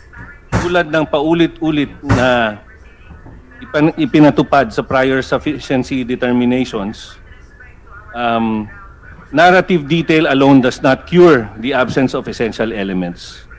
Dahil dito, Article 3 likewise fails to meet the required threshold of sufficiency in substance. Thank you, Madam Chair. Thank you, Congressman Nazal. There are no other members who would like to make a manifestation on Article 3. We now move on to Article 4. Bribery, procurement irregularities, and corruption. Any member who wishes to make a manifestation on this article? Mr. Chairman. Congressman Rufus Rodriguez. Again, Article 4 does not provide for the six grounds for impeachment. Only one, bribery. In the title of Article 4, it says bribery, procurement irregularities, and related corruption. These are not found in the Constitution, only bribery. And then, there's a parenthesis down there which says Department of Education, Transactions, and Monetary Gifts. In other words, again, as a whole, just to not to belabor the point, but just to state that my continuing objection to the jurisdiction of this committee on acts of former Secretary Sara Duterte in the DepEd. Plus, Mr. Chairman, there is also no clear recital of this bribery, to whom, how much, who gave. In other words, there is completely no recital in these things. And so therefore, I would say that Article 4 we have no jurisdiction and has no recital of facts. Can I confess something, Lama? I'm all ears. Since you recommended Monday.com's AI blocks, work got so much easier. I know. You know I'm in sales, right? Yes. Did you know that with AI blocks done to Monday, I can summarize all of our sales calls, which takes forever, into a clear bottom line? I actually knew that. Oh yeah? You knew that? Yes. Did you know that David from marketing is using it to generate hundreds of posts and ads in different languages? I literally told you about that. And it's good for any use case. Rachel from HR can go through any amount of CVs in seconds. Yep, I know. I can't believe I was scared to use AI. I am so proud of you. Thank you, Lama. Monday.com, the first work platform you'll love to use. It's true. I love it. Should have listened to me earlier.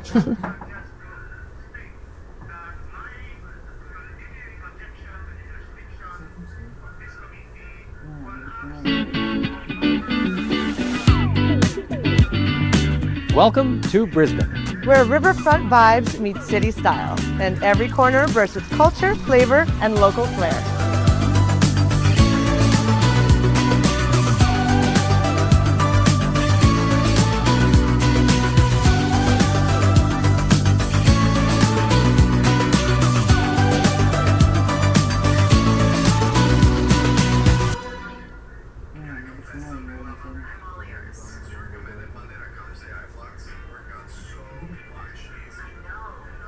Kung ano yung pinagawa sa kanya.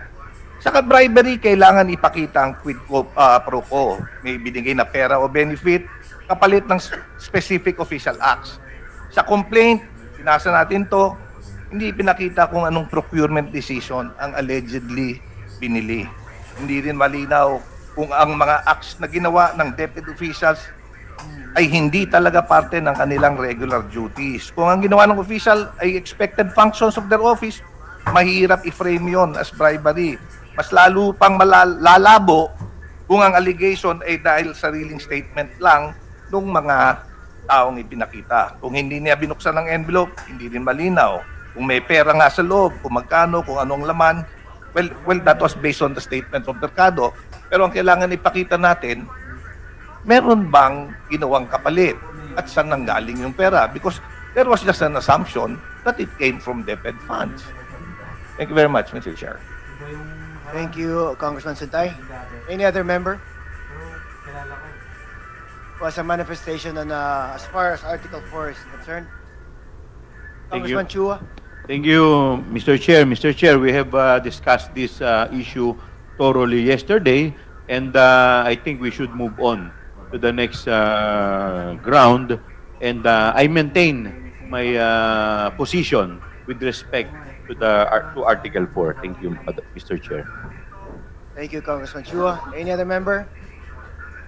There being none, then we proceed to Article 5. Unexplained wealth, salary violations, bank records, and financial forensics. Any member who wishes to make a manifestation on this article? Yes.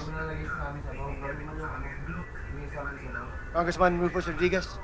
Mr. Chairman, here, there is no statement. There is no proposition that one of the 6 grounds or more of the Constitution has been violated. Unexplained wealth is not in the Constitution. Salary violations is not in the Constitution. Bank records, financial forensics are not in the Constitution. However, let's take this. As probably I will now be able to just be able to assume, arguendo, that this may be to be able to support the betrayal of public trust. But Mr. Chairman, the problem with Article 4 is that there are absolutely no recital of facts constituting the offense charge because we don't even have the offense charge. There is no statement of either culpable violation of the Constitution. Second is treason. Third, Mr. Chairman, is bribery. Fourth is graft and corruption. Fifth is other high crimes. And sixth, betrayal of public trust. Nothing in Article 5 of this impeachment, fourth impeachment complaint. So clearly, there is no recital of facts. How is there unexplained wealth? There is no statement that the Vice President received so much money and has deposited so much money, has acquired so much properties, that there is unexplained wealth. Because this is also defined under Republic Act 1379, RA 1379, which is the civil forfeiture of illegally acquired wealth. Nothing. Nothing on this. Also, there is no statement of which SALN violations. Because in the third complaint, it was the SALN from 2007 to 2017 as she was vice mayor and mayor. But nothing on SALNs from 2022 when she became vice president, June 30, 2022 up to now. Nothing. There's no statement here. So the second will again fall, the violations. Bank records. What bank records are you talking about? There is no attachment of any bank record or any statement of bank record. And then financial forensics. This is something that is a matter of evidence, not as a ultimate statement of facts. So therefore, Madam Chair, that is why they are requesting. If you go to page 59, look at this. This is not a recital of facts. What does it say? It's 59. 247 paragraph. To determine the existence and extent of unexplained wealth and SALN violations, I respectfully request, Attorney Cabrera, respectfully request that the Honorable House of Representatives, through the appropriate committee, take the following actions. Issue subpoena. We are not yet there. The only problem with this is a clear request for a fishing expedition against the Vice President. So very clear. In Article 4, there is nothing that recites facts that will lead us to say that there is a sufficiency of substance. And therefore, very clear, what do they ask here? To order a preservation of vault inventories. Can you imagine that in this particular proceeding already asking for us to fish? And then we also authorize coordination with COA, the Bureau of Internal Revenue, Anti-Money Laundering Council. But they have to first recite the statement, ultimate facts constituting. There is none, Madam Chair. So therefore, clearly, this particular, by a very face on the face, at the four corners, under positive law, where you can only look at the four corners, like in this case on finding substance, we have to look at the statements in the four corners of the document. And there's nothing there about all of these allegations. So therefore, Madam Chair, Article 4 as Article 5 as Article 4 false.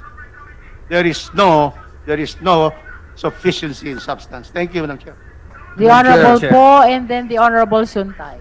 Madam Chair, of course, with due respect Madam Chair, to the previous may I be speaker, allowed to answer after Congressman Yes, Suntay? you will be called after the Honorable Suntay. Madam Chair, with due may respect proceed. to my colleague and someone I believe is very knowledgeable when it comes to the law and the Constitution, I'd like to cite that Article 11, Section 17 of the Constitution is clear that public officers are required to file a true and complete statement of assets, liabilities, and net worth. And this is not a minor administrative requirement. It is a constitutional duty grounded in public accountability. So at this stage, our task, Madam Chair, is quite limited. We're not determining guilt, and we are not conducting a forensic audit. We're deciding whether the allegations are ultimately true. So we are determining sufficiency and substance. And what I have noticed and what I have observed here in this complaint is that, as our honorable colleague has mentioned, there seems to be no silent copies, no bank records, and no forensic financial reports attached to this complaint. However, I wouldn't say it's a fishing expedition. So, if I may ask some points of clarification to our sponsor, our colleague, Rep. Abante, I'd like to ask... The endorsers' attention are invited regarding questions to be raised by the Honorable Po. To further give, I guess, light to this issue, may I ask what specific transactions, properties, accounts, asset increases are being cited indicative of unexplained wealth? Or maybe are there particular salin years where material omissions were alleged?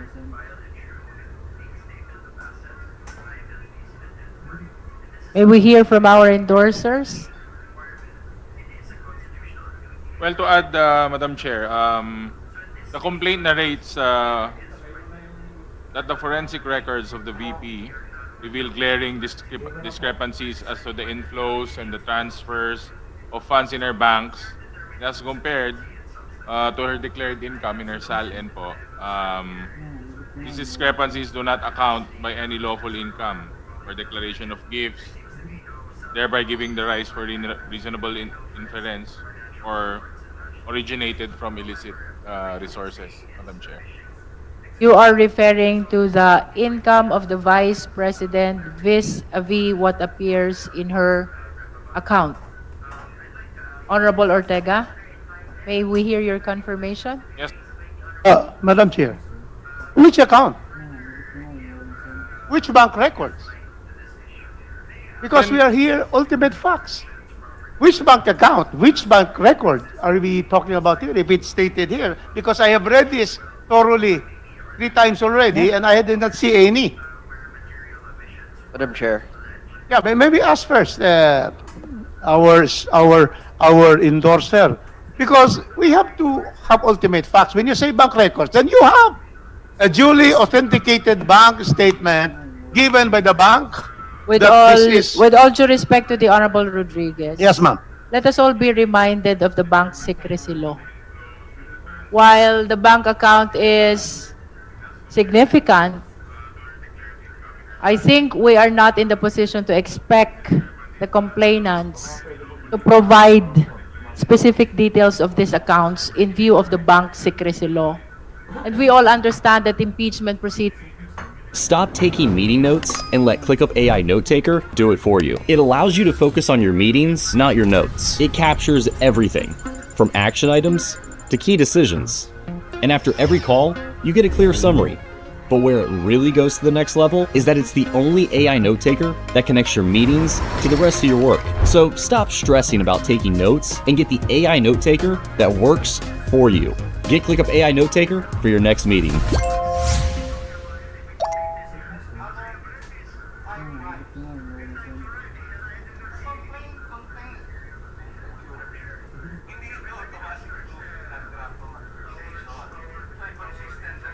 You've got a great idea.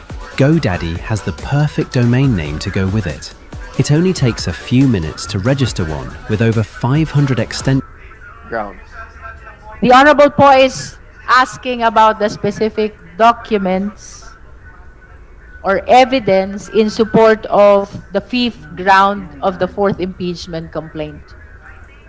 That is in view of the bank secrecy law. What therefore are the evidence so far attached or considered in support of the fifth ground of the fourth impeachment complaint?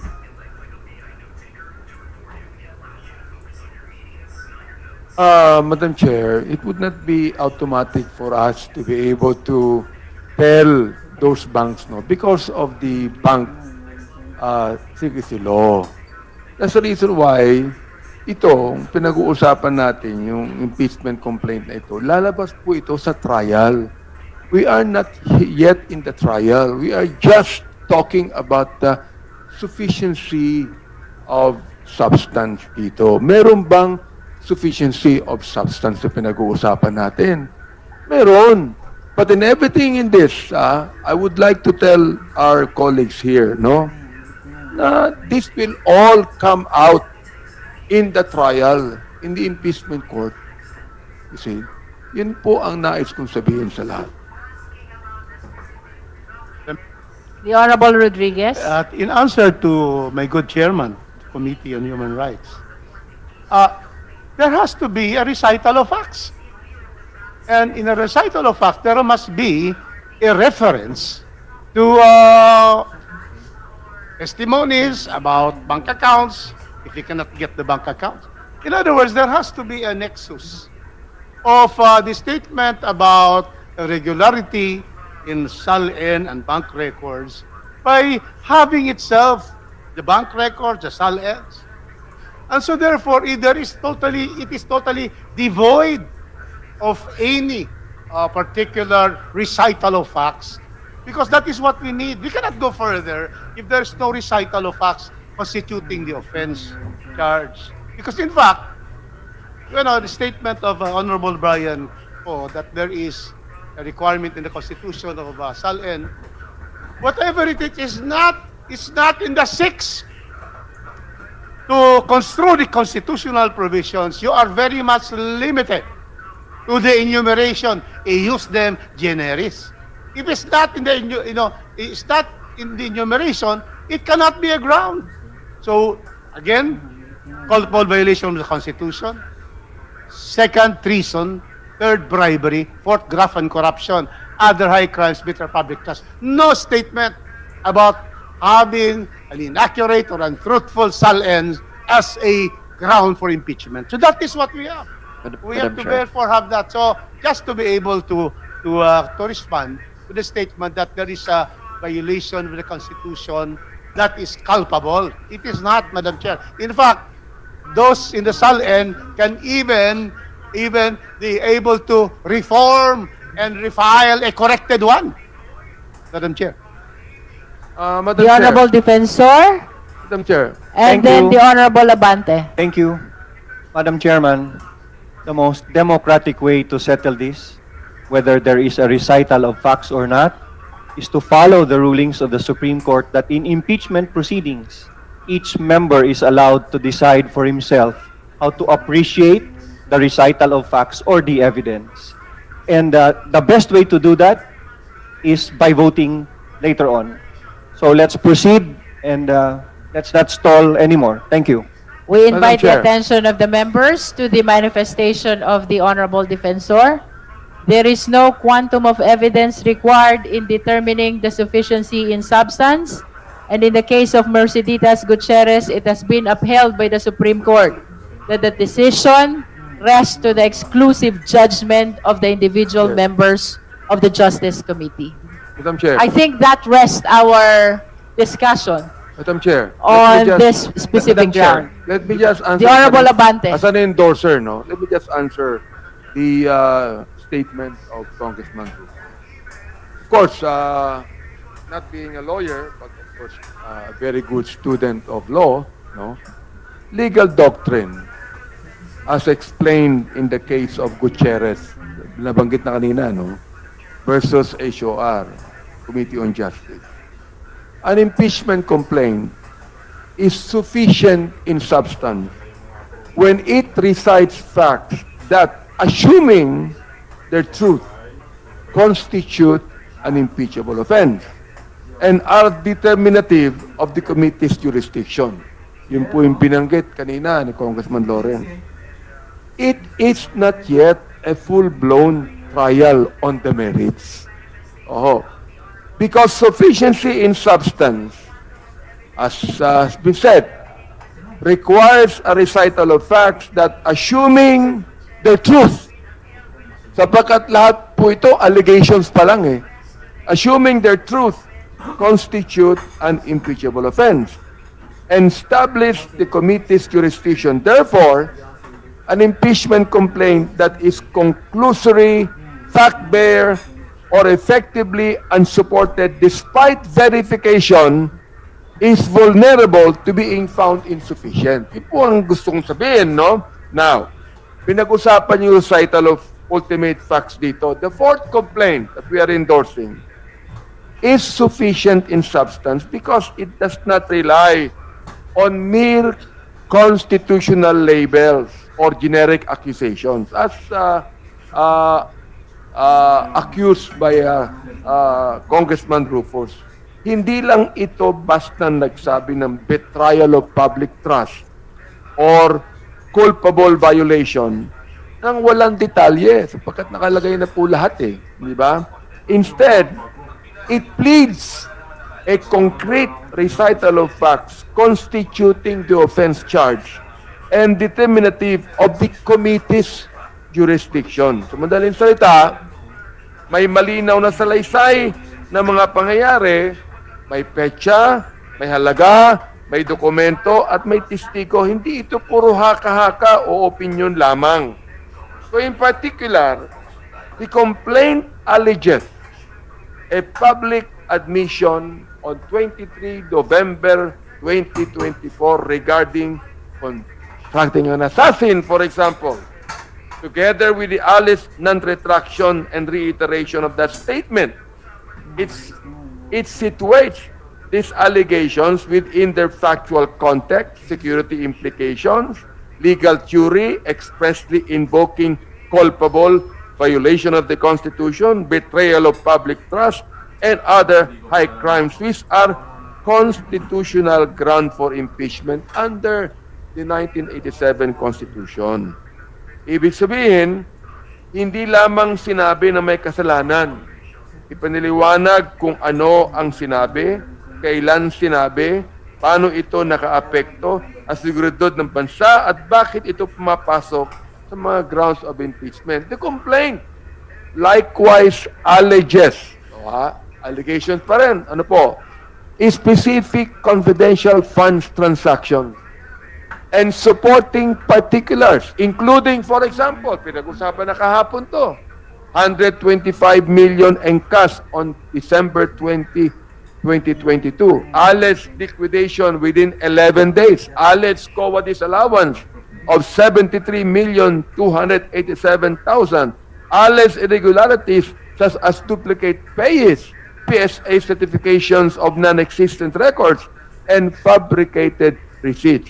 And it also cites an identified affiant, Ramil Madriaga, and references relevant documentary records. Mahalaga ito dahil may eksaktong halaga eksaktong petsa at tinukoy ng mga dokumento at affidavit. Hindi ito simpleng akusasyon lamang. May mga kalakip na ebidensya at pangalan ng testigo. These particulars matter dahil sinabi ng Korte Suprema na, I quote, mere allegation is not evidence. And that verification presupposes reliance on documents and other pertinent records supporting the allegation. Sa madaling salita, para po maunawaan din ng mga ordinaryong kababayan natin na sumusubaybay sa atin ngayon, hindi pwedeng puro salita lamang. Kailangan may batayan. At dito may tinutukoy ng mga dokumento at opisyal na record na lalabas po yan. Hindi lang po siguro natin pwedeng sabihin 24 hours lalabas ka dito. Pero po tayong sinusunod na batas tungkol dito. So finally, The fourth complaint alleges discrete acts of obstruction of oversight, including, banggit na po kahapon to, refusal to answer questions in House hearings, Alice instruction to COA not to comply with a subpoena, entry into House premises during detention days. Maraya po mga bagay, mga colleagues, Madam Chair. Yun lang po ang gusto kong sabihin dito. Thank you. Madam Chair. The Honorable po, then the Honorable Chua, the Honorable Suntay, and the Honorable De Lima. Thank you, Madam Chair. Madam Chair, the reason why I asked earlier about the sworn statements, etc., is because I believe what the endorser was saying about the Madriaga complaint served as the trigger for this ground, no? And that basically I'm asking these questions to show that if we are allowed to proceed to merit, we immediately would be able to determine whether or not this ground really does stand. Because as mentioned earlier, there are certain documents which would be critical to this ground, which if they were disclosed,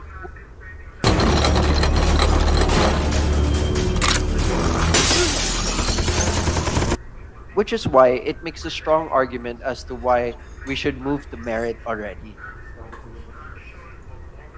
The Honorable po is saying to proceed Madam Chair, may I answer with our that for a impeachment while? proceeding to be able Madam for Chair. us to know Madam Chair, just a the short veracity of the answer, no? allegation on this particular ground. Honorable Abante, kindly wait Just until a the short Honorable one, Chua is finished. Madam Chair. Madam If we Chair, are on let time Honorable me... right now, Abante. can we call the witnesses? I am recognized. Can we ask the That committee that to call will the happen. witnesses? Because we can call them.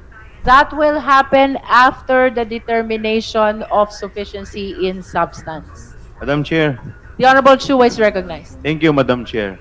Madam Chair, considering that the rules of court is suppletory to the rules of impeachment, then probably the remedy is, if there is vague allegation, the remedy is for the respondent to file a bill of particulars.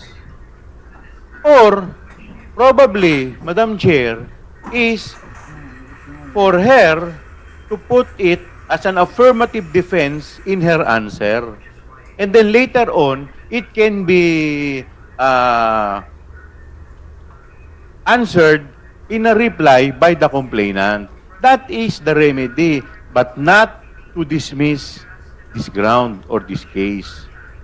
Thank you, Madam Chair. The Honorable Suntay. Thank you, Madam Chair.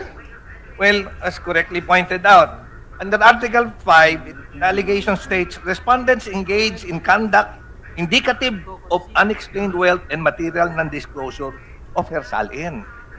Pero ang malaking problema, pag tinignan natin, hindi naka-attach what salin we are talking about. Kung walang salin na naka-attach, walang baseline para makita natin what was allegedly omitted. Ano yung inconsistent? Then I was looking, going back to the complaint, there is no recital eh. So paano natin malalaman which inconsistencies are we talking about? There is 811 pages dito sa complaint. Karamihan ng attachment, acknowledgement receipt, ESA certification, DepEd certification, isang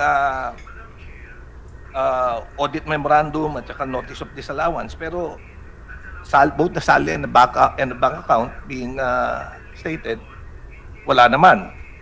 Merong allegation of unexplained wealth, pero hindi din sinabi dito anong basis nung unexplained wealth. Which property are we talking about? What acquisition are we referring to? Without all those things, then the narration of facts is incomplete. There is no nexus, Madam Chair. Thank you very much. Our parliamentary status is we are determining the sufficiency in substance in line with the fifth ground of the fourth impeachment complaint that corresponds to unexplained wealth and the salin of the respondent. The Honorable De Lima is recognized. Thank you, Madam Chair. Just a brief point. Ultimate facts do not pertain to evidentiary facts. So salins, bank accounts, bank transactions are evidentiary facts. Now, just to address the belief of some that there is absolutely no averment of fact in relation to Article 5. May nakita po akong isa. I was still trying to look for more because this is a lengthy reading. Paragraph 76. And paragraph 76 is found under the statement of facts, and antecedent facts. And that is before the discussion on the articles, the main discussion of the articles. So we cannot segregate what are discussed or laid down in that portion of statement of antecedent facts with the discussion now. So paragraph 76, as I said, this can fall under a narration or a statement of an ultimate fact. What does it say? Public records and investigative leads indicate the existence of bank accounts, property transactions, and other financial movements that are disproportionate to respondent Sara Duterte's lawful income and not fully reflected in her statements of assets, liabilities, and net worth. Isn't this an essential, material, ultimate fact that can be supported, substantiated during the evidentiary stage of these proceedings? Thank you very much. The Honorable Nazal and then the Honorable Rodriguez. Thank you, Madam Chair. Pag binasa po nyo itong mga nakalagay sa Article 5 regarding unexplained wealth, SALN violations, bank records, and financial forensics, nakalagay lahat sila based on assumptions in preliminary documentary leads, hindi po solid proof. It keeps saying that a forensic review will uncover unexplained assets, but as of now, wala naman napakita yung complaint. Wala man lang attachments na kahit ano to prove itong sinasabi na unexplained wealth. First, the complaint talks about supposed discrepancies in the SALNs, but differences in reporting do not automatically mean someone was dishonest. Hindi po ako abogado, but I'm an economist. Bago po ako naging congressman, alam naman po natin na property values change. Assets can be bought or sold at different times. To immediately label this as pattern of concealment without clear proof of intent is unfair and speculative at best, Madam Chair. Second, kailangan daw po ng forensic financial review to reconcile declared income and assets sa SALN. Identify unexplained inflows or transfers, and trace the disposition of public funds alleged to have been diverted. Hindi ba dapat po trabaho ito ng complainant na mapakita ng ebidensya sa reklamo niya para maging sufficient in substance? Third, the complaint points to large cash disbursements from confidential funds and say these correlate with certain financial movements. But yung mismong complaint admits in paragraph 237 that correlation is not conclusive. Suspicion based only on timing does not prove personal gain. So, mag-i-impeach po tayo ng Vice President na binoto ng 32 million na tao na Pilipino dahil lang sa suspetsa. Third, the mention of intermediaries, third-party accounts, corporations, or relatives is likewise made to sound suspicious. But many lawful transactions are done through representatives or business entities. These arrangements are common and legal. Dapat man lang may katibayan o pruweba na ginagamit ang mga ito para sa mga illegal na gawain. Wala naman pinakita na kahit anong dokumento sa complaint. Fourth, alam natin, Madam Chair, na ang bank secrecy is not absolute, pero hindi natin ito dapat ma-set aside based on unverified claims. Investigation should be based on real and credible evidence, not on fishing expeditions in the hope of finding something. Most importantly, ang impeachment ay isang seryosong constitutional process. Kaya dapat, it should not be based on guesses or on what someone thinks might be discovered later. The burden is on the accusers to prove actual unexplained wealth. The Vice President should not be expected to disprove mere suspicions. At the end of the day, Madam Chair, Article 5 is asking people to assume guilt based on what might be found later, not on what has clearly been proven now. Allegations and suspicions are not the same as evidence. Thank you, Madam Chair. Next is the Honorable Rodriguez. Yes, thank you, Madam Chair. With due respect to our new Deputy Minority Leader, she tried to explain Article 5 is a zero recital of facts. When I explain wealth, sal and violation, back records, and financial forensics by going to the statement of facts. And that's just right, that we can cite that. However, what does paragraph 76 state? Are these recital of facts? I will read, Madam Chair, and it is for all of us to determine whether this is a recital of ultimate facts constituting the offense. It says here, public records and investigative leads indicate existence of bank accounts. What are these public records? What are these investigative leads? You know, Madam Chair, you can see here, the fourth impeachment complaint is really a big volume of annexes. There is no annex on this particular, what are the public records? Nothing. What are the investigative leads? There has to be statements. You cannot just say, for example, that there is draft and corruption without also stating the ultimate facts constituting that. You cannot just say, malversation. You cannot do that. There has to be a statement of facts. Now, you say public records. What are these public records? To give us an indication that there's a crime has been committed, that a impeachable offense has been committed. Nothing. And then it says other financial movements. Very vague. Other financial movements. There are a lot of financial movements. In the stock exchange, in the trade and commerce of people. So, what are these financial movements? And they say that are disproportionate to respondent Sara's lawful income and not fully reflected in her salary. Which salary? 2022? 2023? 24? 25? No statement here. It's a general blanket statement. These are not recital of facts. So therefore, paragraph 76 does not support Article 5.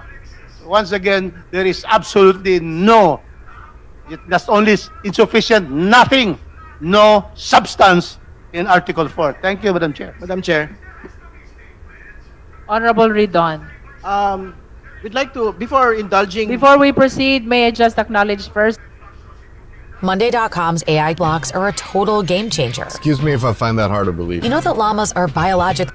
Our good colleague, Congressman Rodriguez, on the public records that is actually looking for, I'd like to read for the record the articles of impeachment of the Corona impeachment process, in which former Chief Justice Renato Corona was convicted, and SALN was one of its basis, no? It was a very general narration of the facts, and I think this should be the same standard, because this has undertaken the entirety of the process of impeachment from the express route towards final conviction at the level of the Senate. So I will read it. Madam Chair,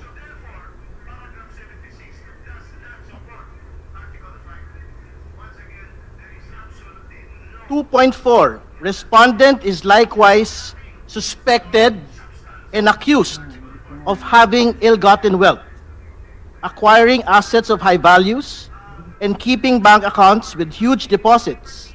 It has been reported that respondent has, among others, a 300 square meter apartment in a posh Mega World property development at the Fort in Taguig. Has he reported this as he is constitutionally required under Article 11, Section 17 of the Constitution in his Statement of Assets and Liabilities and Net Worth, SALN?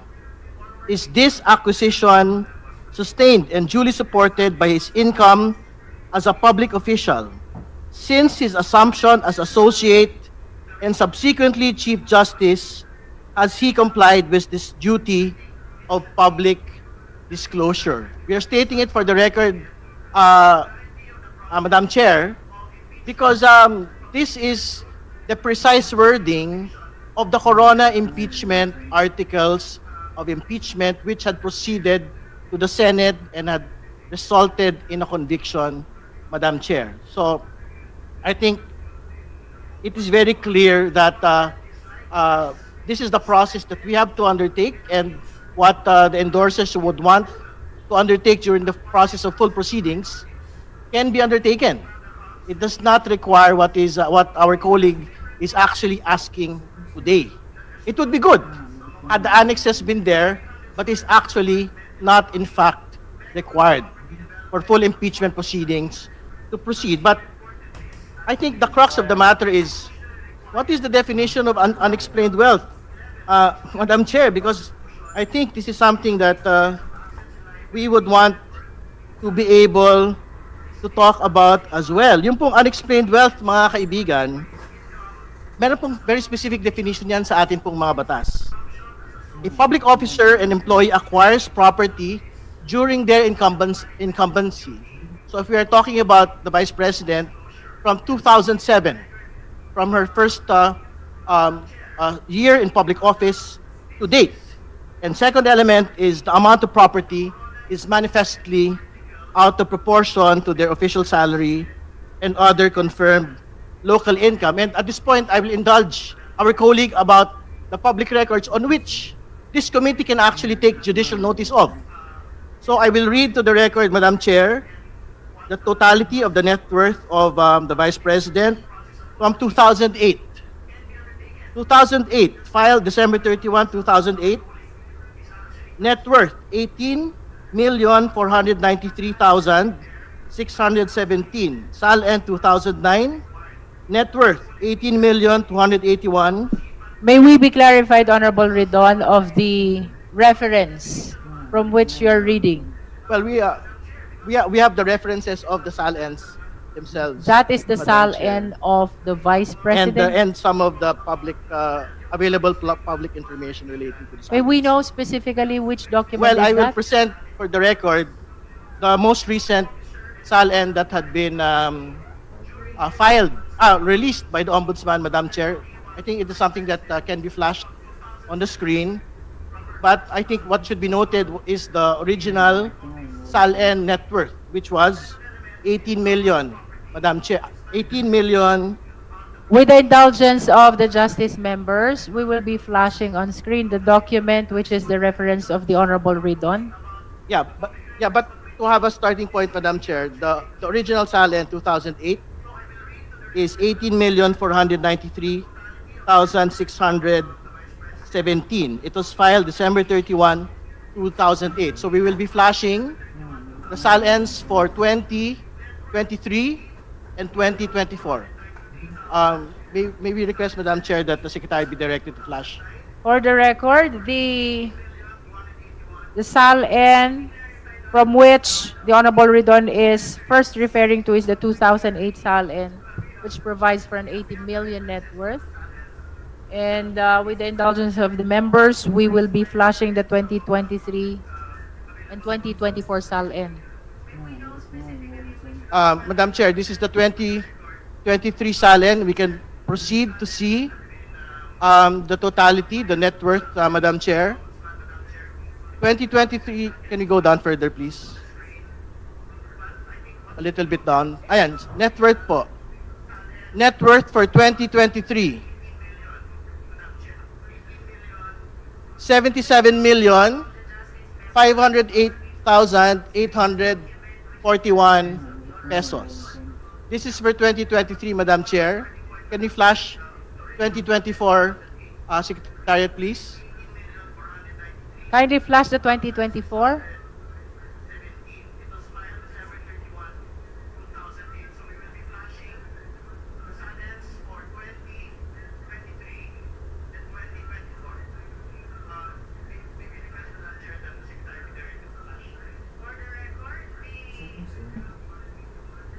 can you scroll go- down for. Okay, yeah, please. that's correct. For 2024, released by the Office of the Ombudsman, net worth of the Vice President is, can you put it a bit further, please? Down, please.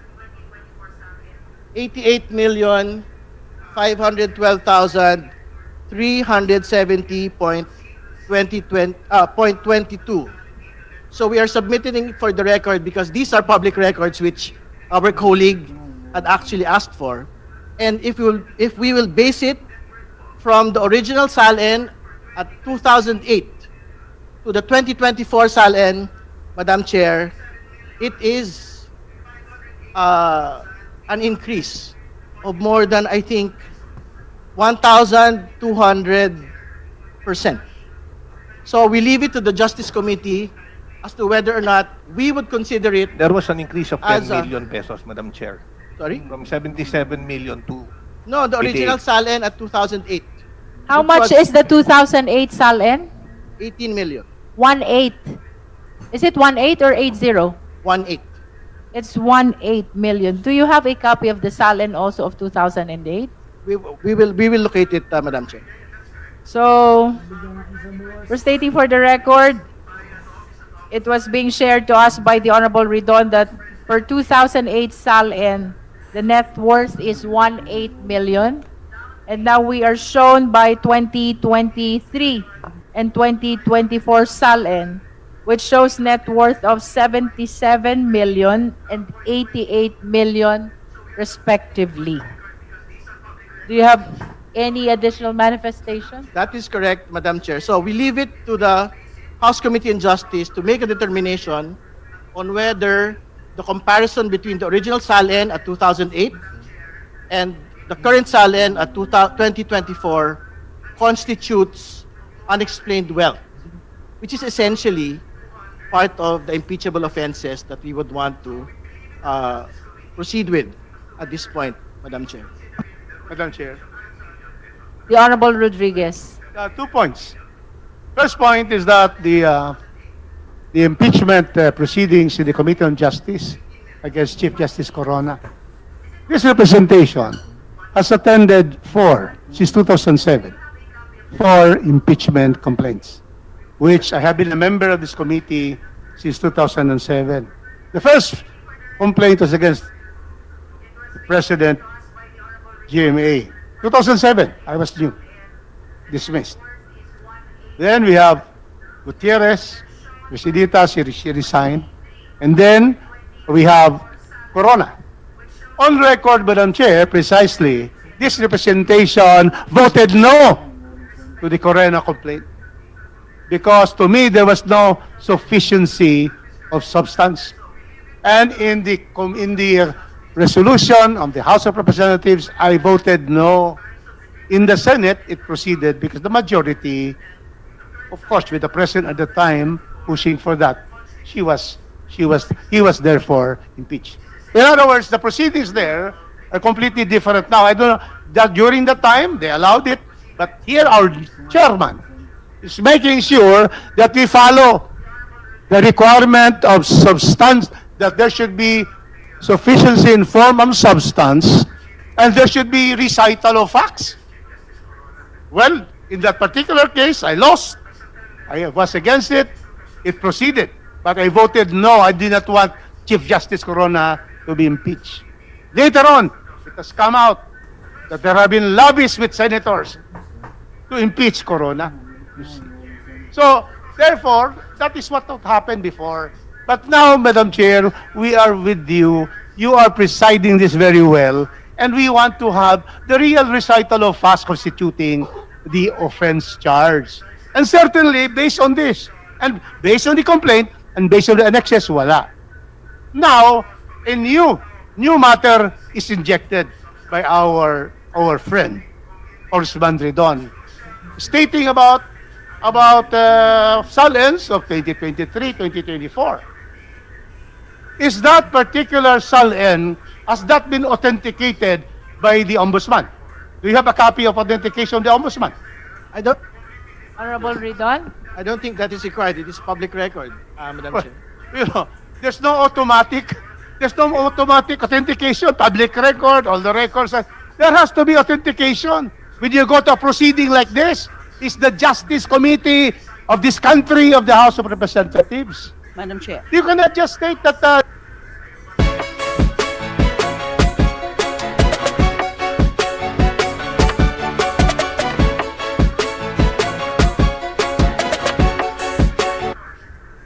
and to the annexes, here we are. Here we are. We're limited with this. To inject something based on the statement, and there is no authentication that we have, there is no such thing as automatic authentication. In any proceeding, you have to authenticate. No, So Madam- therefore, there can be, Madam Chair. unless there is an authentication and the Ombudsman has already certified that, we cannot take cognizance of that particular injection of this new matter in the hearing. Thank you, Madam Chair. Just to be clear, Honorable De Lima first, and then Honorable excuse me, Po, and then Madam Chair. Honorable Ridon. Authentication can be done at the evidentiary stage. No need for authentication at this point. The committee can subpoena, can request copies of those SALNs from the official custodian, the Office of the Ombudsman. So authentication at this point is not needed. Thank you. I disagree, Madam Chair. May I be just one sentence? Our Proceed. verification. I will read now the verification. Verification of this. What does it say? In the verification of the Personal complaint. knowledge or authentic records. Yes, precisely. We have to have ultimate statement of facts, personal knowledge of the complainant, Attorney Cabrera, and then, of course, here we go. I will read now the verification of Attorney Cabrera. Aha. I think it was just Allegation- one sentence, Madam Chair. Let Just us one wait. sentence. Let us So wait this is my last until sentence. he finishes with his No, that's three manifestation. sentences already, Madam Chair. My 3 sentences is considered as 1 sentence. All right, Madam Chair. The allegations, number 3, the allegations in the complaint are true and correct based on my personal knowledge or based on authentic documents. See? That was very clear. Nobody can debate with that. And if Congressman Ridon says this is authentic, that is his word. We have to get authentic documents signed and duly certified by the Office of the Ombudsman. Yes. Thank you, Madam Chair. Honorable That is Rodriguez, 5 sentences, but considered That as was one. one paragraph already. The Honorable Ridon. Madam Chair, it's a very basic question. That is an irrelevant response. You know why? Because firstly, I am not the complainant. I am not bound by the verification. Hindi ba? Why are you talking about authentic records? I am speaking as a House member and participating in the House Committee on Justice. The point is not on point, Madam Chair. And my question is basically, are we being challenged that what is being presented is actually not the true representation of the SALN of the Vice President for 2023 and 2024? Kasi parang ganun ho yung dating. And more importantly, dinabas ho ito. Nakita ho ng bayan yung 88 million Madam Chair. nalaman po ng SALN. So, think ko that should not be considered, Madam Chair. Madam Chair. The Honorable Po, and then the Honorable Suntay, and then the Honorable De Lima. Madam Chair, so we can move forward already. I just want to clarify for the body whether or not the Honorable Congressman Rufus Rodriguez is asking us to ignore the silence that were presented earlier. Is that what we're being asked? That is precisely to answer. Can I answer, Madam Chair? You recognize You cannot Honorable inject Rodriguez. anything not found in the complaint and the annex. Because then the requirement that Attorney Cabrera, is of personal knowledge and or authentic, that is very clear in all verifications. Authentic. We go back to Honorable Po. Well, then, to that point, I believe that we should move into merit so that that can be admitted as part of the evidence. No, in Madam the- Chair, in this situation. well, he's right to ignore it, but Madam Chair, just one last Yes, one. you may point. proceed. Well, he's right to ignore it, but firstly, he was challenging the availability of public records. So we were submitting the public records actually available. And secondly, I am not asking that it be made part of the complaint. This is being submitted for the consideration of the body that it is untrue that public records relating to SALN, unexplained wealth, do not currently exist. It exists. And we had been submitting it for the record, Madam Chair, irrespective of whatever documents that had not been submitted by this complaint. Madam Chair, I submit. The Honorable Suntay. Thank you, Madam Chair. Well, Congressman Ridon stated two facts. First, tama yung sinabi niya, he's not a complainant, but he's trying to introduce new documents which he wants us to consider. Second, the document he is trying to introduce is not to the knowledge of the complainant. So, we cannot consider it here because it's not part of the complaint. The Honorable De Lima. Thank you, Madam Chair. Nothing prevents this committee from directing the production of SALNs as essential documents in determining the facts of these proceedings. Impeachment is sui generis. We have all the plenary power or authority to do that, just to arrive at the correct conclusion, just to substantiate and establish the necessary and essential facts. That is my position, Madam Chair. Just like any other manifestation of the Justice members, the document presented by the Honorable Ridon forms part of his manifestation. And therefore, all of your manifestations, including the documents which were shared, will become basis of the judgment of the Justice members in determining the sufficiency in substance. That might not be introduced as an evidence yet, but that might be introduced as part of the manifestation of the Honorable Ridon. The Honorable Padiernos. Thank you, Madam Chair. So I'd just like to point out in our rules of procedure in impeachment proceedings, under Section 7, kasi pag-usapan po natin yung mga SALN and other documentary evidence.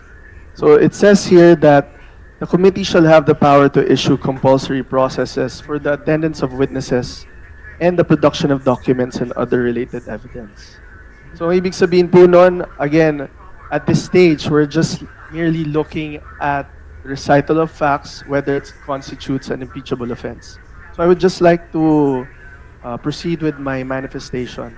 So Madam Chair, on Article 5, the committee's task is not to decide whether the respondent actually has unexplained wealth. The question is whether the complaint pleads a coherent theory of liability supported by alleged facts, which, if true, could amount to an impeachable offense.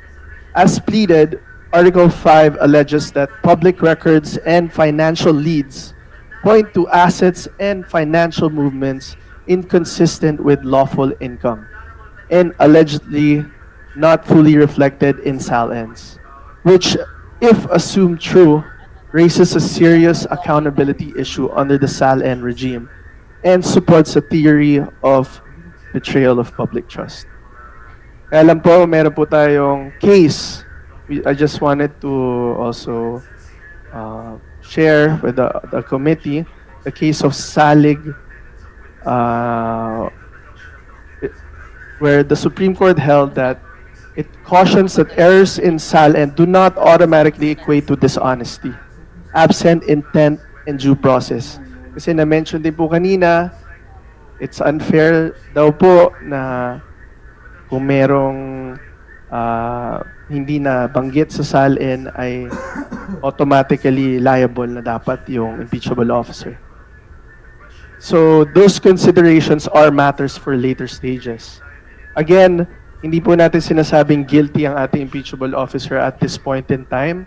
We are merely looking at sufficiency in substance, yung which later on pwede po mag-submit yung ating impeachable officer or respondent ng kanyang mga defenses. So at this stage, the pleaded allegation is that the omissions are material and linked to unexplained wealth indicators, which it would appear would be enough to cross the threshold of sufficiency in substance. Thank you, Madam Chair. Thank you. Honorable Zamora. Thank you, Madam Chair. 2 points. First, this is regarding the ultimate facts that must be alleged in a complaint. And this goes for all of the allegations in the impeachment complaint. Salita versus Honorable Magtalis, GR number 106429, June 13, 1994 states, a complaint only needs to state the ultimate facts constituting the plaintiff's cause or causes of action. Ultimate facts has been defined as those facts which the expected evidence will support. As stated by private respondent, the term does not refer to the details of probative matter or particulars of evidence by which these material elements are to be established. It refers to the facts which the evidence on the trial will prove and not the evidence which will be required to prove the existence of those facts. Second point, Madam Chair, we were discussing lengthily about the public documents, the SALN. Public documents follow the self-authentication rule. They do not need further authentication.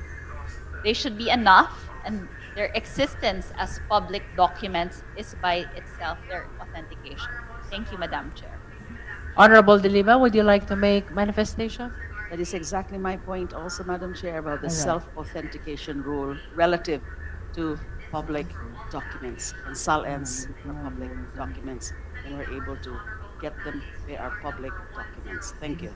I think we have made an ample exchange of arguments in as far as SALN is concerned, but I wish to reiterate that while it is true that we cannot introduce evidence at this stage, those SALNs which were flashed by the Honorable Ridon forms part of his manifestation. And therefore, just like any other manifestation of the rest of the members of the Justice Committee, will serve as basis in our determination of the sufficiency in substance. Now we proceed to the next ground. Please allow the chair to read Article 6, Other High Crimes, Pattern of Abuse, Threats, Incitement, Interference. My work is easy because I use ClickUp. Here's how I keep track of all my tasks. I start by brain dumping everything I need to get done in a list view. Next, I set a priority and a due date to keep things on track. I create custom statuses to organize my progress exactly how I want. I like to add the action items field so AI can show me the next steps. I add my teammates as watchers so they're in the loop. ClickUp makes work easy, from personal projects to running a multi-billion-dollar. Madam Chair, The Honorable De Lima. this is my observation with respect to the sixth ground, the Article 6. I think it will now be unnecessary for us to further tackle and treat this ground as an article. And that goes through with respect to the last article, Article 7. Because as I was reading it, it's actually just a sort of a discussion, a summation of the discussions, the earlier discussions on the 5 grounds. Other high pattern of abuse, threats, incitement, interference with civilian supremacy. They refer to the same set of facts and allegations. The same is true with respect to Article 7. Article 7 says, pattern of abuse, cumulative misconduct doctrine, remedies, prayer, and verification. So these discussions are not strictly and technically discussions of grounds or articles. It's just really a matter of style that the drafter of this pleading thought it best to also include this in the discussions, but they need not be discussed, considered, and treated as separate grounds or articles. So for me, since there have been sufficient discussion already about the first 5 grounds in relation to also to our discussions yesterday with respect to the 3rd complaint, I think this is unnecessary to further deliberate on this, because it's clear to me they need not be considered as articles, but just a discussion, a summing up, a wrap up. So I move, Madam Chair, to dispense with the consideration for deliberation on both Article 6 and 7 for the reasons that I stated. I so move.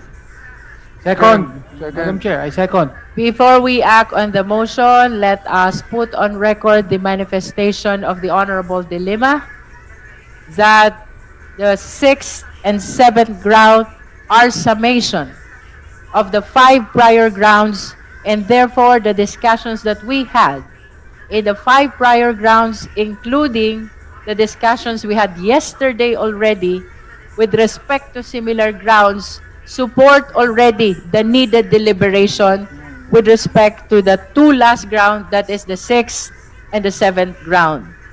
We state that to form part of the transcript of records of our deliberation today. So there is a motion to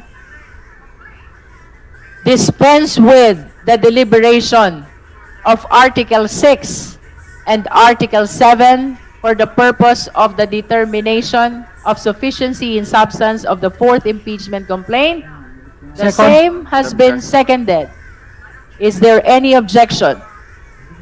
Hearing none, the motion is hereby approved.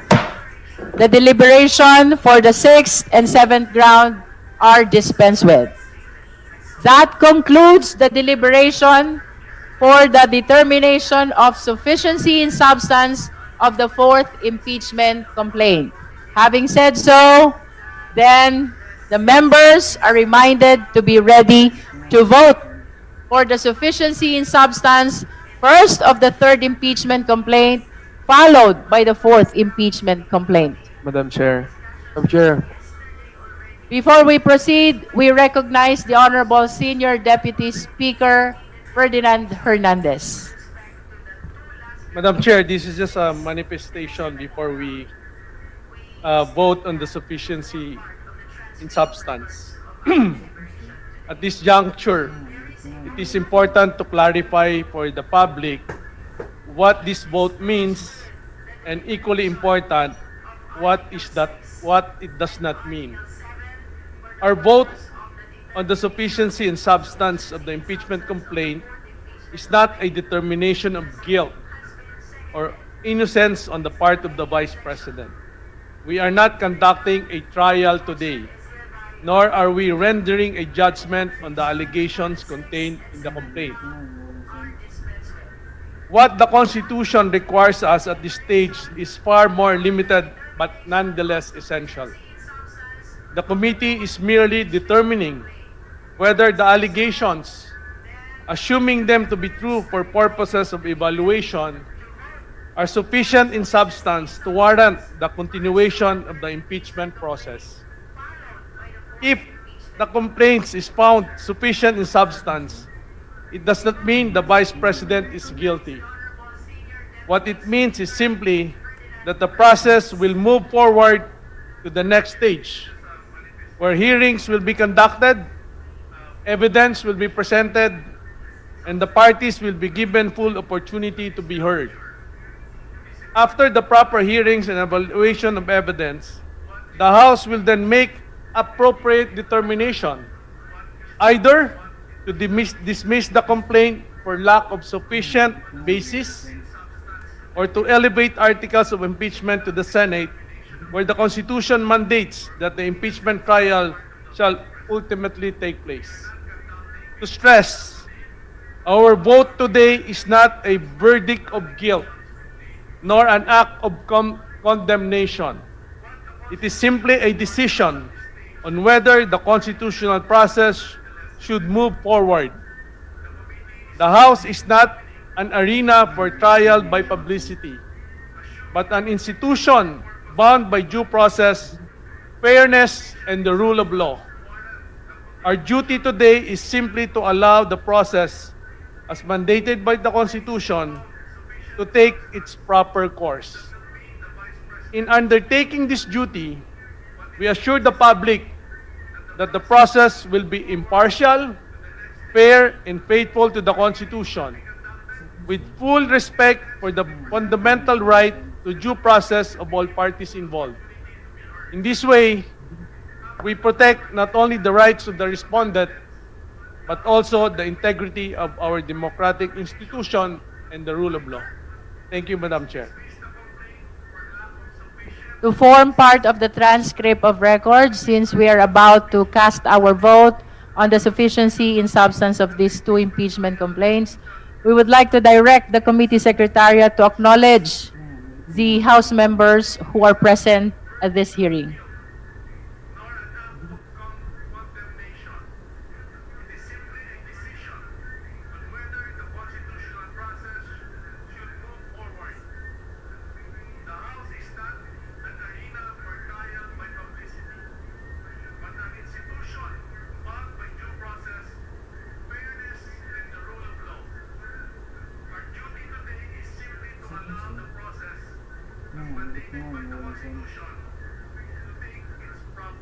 Can you please register your presence in today's hearing? As the COMSEC call your names, this is in pursuit of transparency in the exercise of vote that we are about to take. Please call the names of the House members one by one and give them opportunity to at least register their presence. Thank you, Your Honor. The Honorable Attorney Jervil Jinky Beatrix R. Luistro. Present. Honorable Mauricio G. Dumogan. Honorable Attorney Danilo Danny A. Domingo. Honorable Jennifer A. Lagbas. Honorable Alfredo A. Garbin Jr. Honorable Brian Poe. Honorable Jose C. Alvarez. Honorable Jonathan Keith P. Flores. Honorable Isabel Maria J. Zamora. Present. Honorable Aniela Bianca D. Tolentino. Honorable Laarni Lavin Roque. Honorable Franz Vincent F. Legaspi. Honorable Emilio P. Tanuaco III. Honorable King George Leandro Antonio V. Collantes. Honorable Ana York P. Bondoc, MD. Honorable Loreto S. Amante. Honorable Jose Joboy S. Aquino II. Honorable Joel R. Chua. Honorable Ernesto M. Junicio Jr. Honorable Arnan C. Panaligan. Honorable Lordan G. Suwan. Honorable Patrick Michael. Honorable Emerson D. Pascual. Honorable Munir M. Arbison. May we encourage the House members to please use the microphone in registering your presence. Please. Honorable Janice Degamo. Honorable Bienvenido M. Abante Jr. Honorable Jude A. Asidre. Present. Honorable Bernadette S. Barbers. Present. Honorable Rufus B. Rodriguez. Present. Honorable Chino Miguel D. Almario. Honorable Micaela Angela B. Swansing. Present. Honorable Ramon Rodrigo L. Gutierrez. Present. Honorable Maria Rene Ann Lourdes S. Matibag. Present. Honorable John Attorney J.P. Padiernos. Present. Honorable Terry L. Ridon. Present. Honorable Alan U.T. Honorable Rene Luis M. Co. Honorable Jose Manuel Tadeo Chel I. Diokno. Present. Honorable Sara Jane I. Elago. Honorable Faustino Boji G.D. III. Honorable Ferdinand L. Hernandez. Honorable Janet L. Garin. Honorable Yaser Alonto Balindong. Honorable Francisco Paulo P. Ortega V. Present. Honorable Jefferson F. Konghu.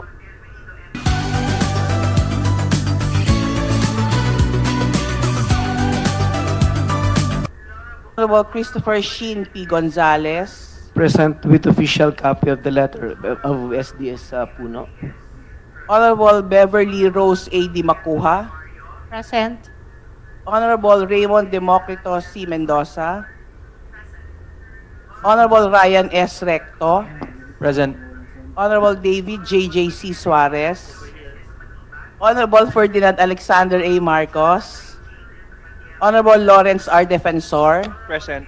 Honorable Julian Jam L. Baronda, Present. Honorable Marlene L. Primicias Agabas,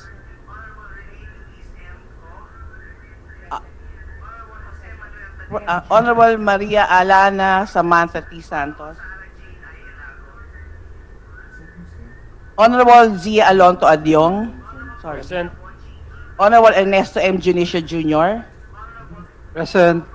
Honorable Jazel Victoria C.U., Honorable Arnan C. Panaligan, Honorable Eliza Micaela Mica M. Gonzalez, Honorable Marie Bernadette G. Escudero, Honorable Ivan Howard A. Gintu, Honorable Wowo Fortes, Honorable Hill Cabarangay Jr. Acosta, Honorable Adrian J. C. Advincula, Honorable Ana Victoria Veloso Tuazon, Honorable Crispin Diego D. Remulla, Honorable Vincenzo Renato Luigi R. Villafuerte, Present. Honorable Jose Bong J. Teves Jr., Honorable Monir N. Arbison Jr., Present. Honorable Ramon Rodrigo L. Gutierrez, Honorable Eduardo R. Rama, Honorable J.C. Abalos, Present. Honorable Edgar R. Erice, wala na, okay.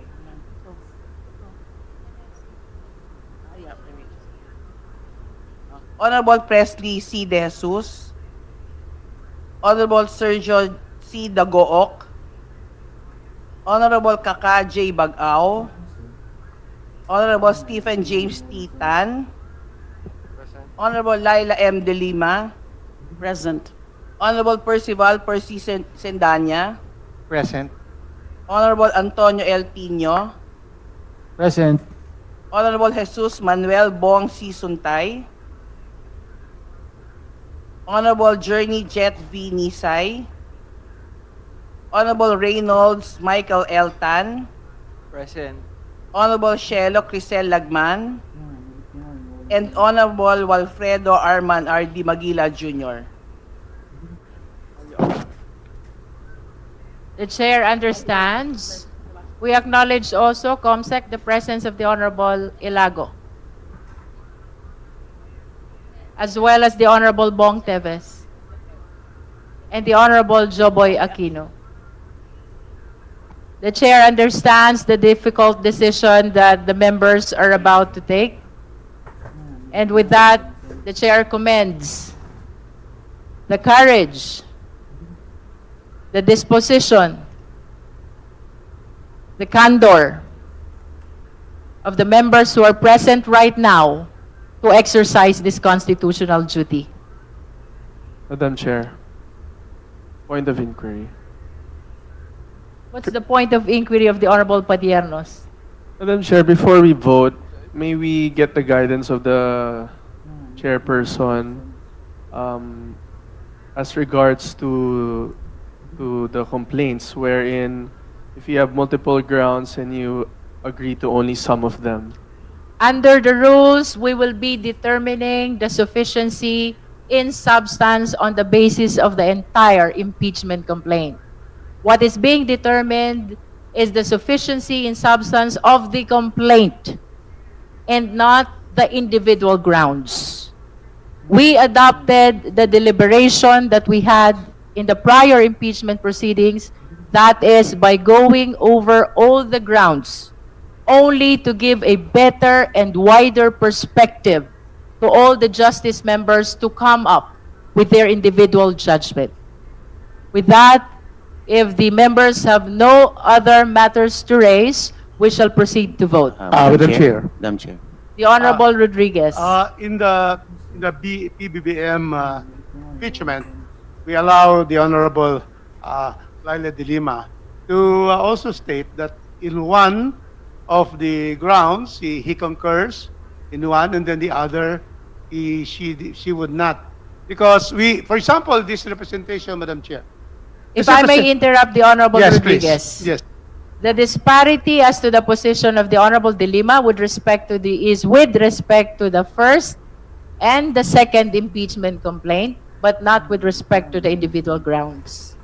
I have clarified. But can we put on the records, for example, if, for example, in the third complaint, which we are going to vote on, what will happen if four of the grounds for example, in my case, just to be able to state, two of the grounds, there is substance. Four of the grounds, no jurisdiction, no substance. How will that be reflected, Madam With Chair? all due respect, the chair has stated already that the rule provides the determination of the sufficiency in substance with respect to the impeachment complaint and not to the individual grounds. Again, we deliberated per ground only to give a better perspective to the justice members in the determination of the sufficiency in substance. In other words, we will be voting on the entire impeachment complaint and not on the individual grounds. And we are not conceiving as well the situation where the members will be manifesting a different position with respect to a respective ground of the impeachment complaint. With that, we shall proceed to vote. The chair is now ready to hear the motion on the sufficiency in substance of the third impeachment complaint, that is Father Sabalia et al. Impeachment complaint endorsed by the Honorable Congresswoman De Lima. The Honorable Asidre is recognized. Madam Chair, I move that we vote on the sufficiency of substance on the Sabalia et al. Complaint. May we be given the opportunity to make it more accurate. We Madam- need to declare either sufficiency or insufficiency in substance of Sabalia et al. Complaint. Madam The Chair- Honorable Asidre. Madam Chair, I move that we declare sufficient in substance the Sabalia et al. Impeachment complaint. There is a motion to declare the sufficiency in substance of Sabalia et al. Impeachment complaint. The same has been seconded by the Honorable Tino and the Honorable Zamora. Do I hear an objection? No one is objecting? Objection, Madam. An objection has been registered by the Honorable Suntay, which means we will proceed to vote. Those who are in favor of the motion, please raise your right hand.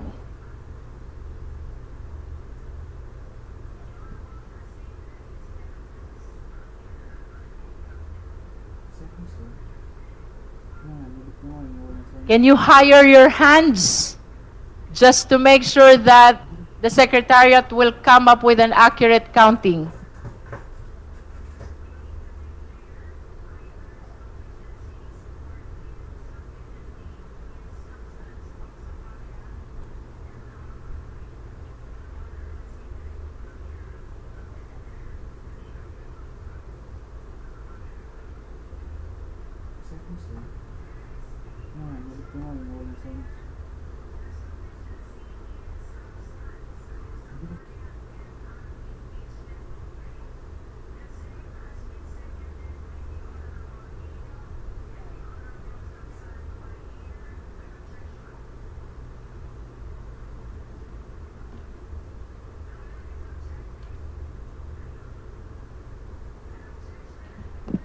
Secretariat, are you okay? Kong Dumogan is here and raising his hand as well.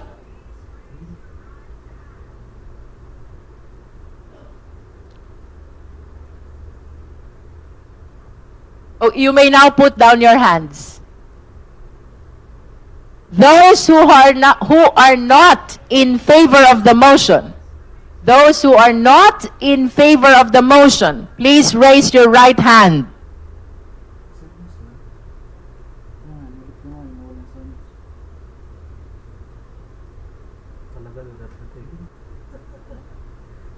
It's okay.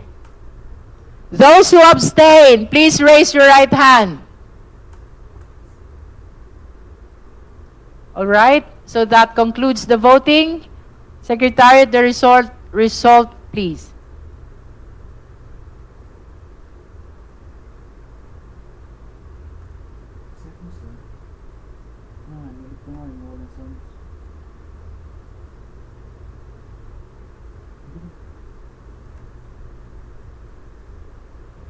For the record, the Honorable Renego just came and she's registering as well her vote for the affirmative. That is in favor of the motion.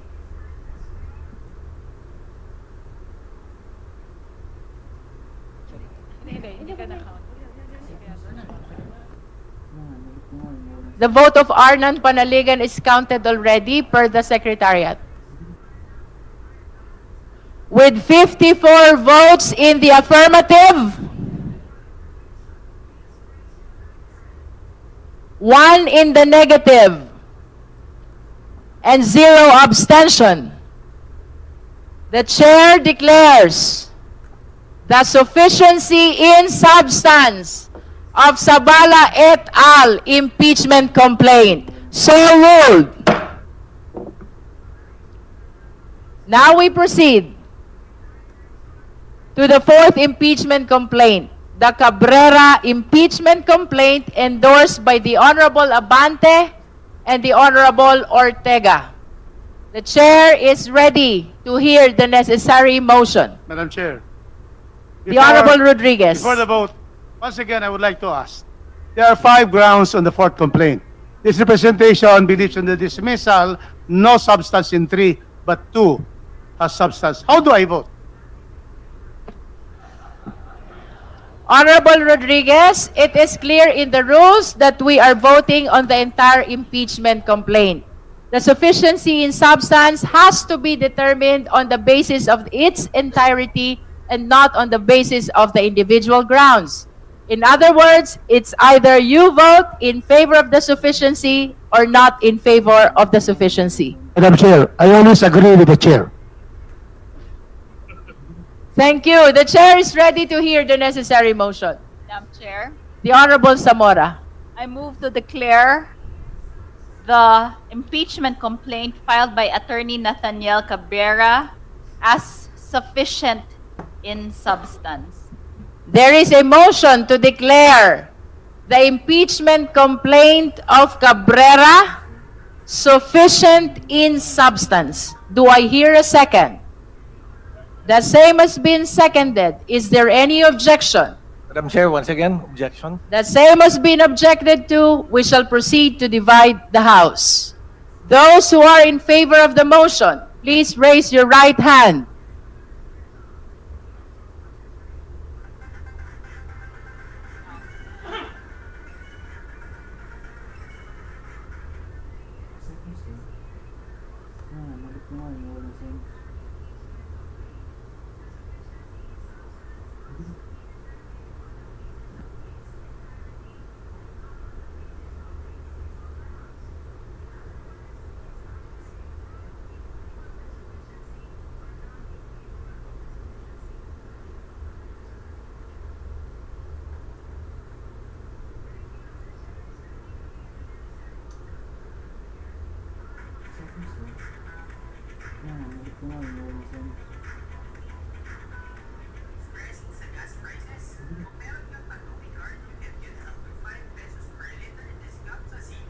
Secretariat, are you okay?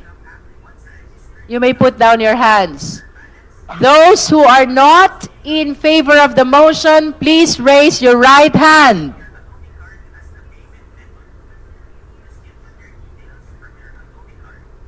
You may put down your hand. Those who abstain, please raise your right hand. That concludes our voting on the fourth impeachment complaint. Secretariat, result, please.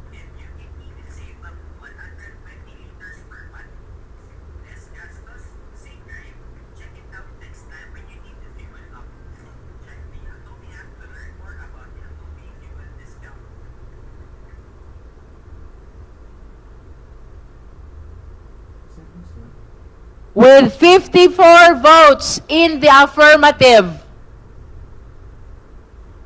and 1 vote in the negative, with 0 abstention, the chair declares the Cabrera impeachment complaint sufficient in substance. So ruled. Madam Chair. The Honorable Zamora. In view of the finding of the sufficiency and substance of the 2 impeachment complaints, I move to issue notice to the Vice President or the respondent of the impeachment complaints to file her answer to the impeachment complaints within a non-extendable period of 10 calendar days from receipt of this notice. Thank you, Madam Chair. There is a motion for the issuance of notice to Vice President Sara Duterte for the filing of her answer to the 2 impeachment complaints within the non-extendable period of 10 days. Do I hear a second? The same has been seconded. Is there any objection? Hearing none, the motion is granted. The committee is directed to issue the necessary notice to the respondent. If there are no other matters to be discussed in this committee hearing or to be manifested by the members, the chair is ready as well to hear the necessary motion. Move to adjourn, ma'am. Move to adjourn. Our today's committee meeting is hereby adjourned.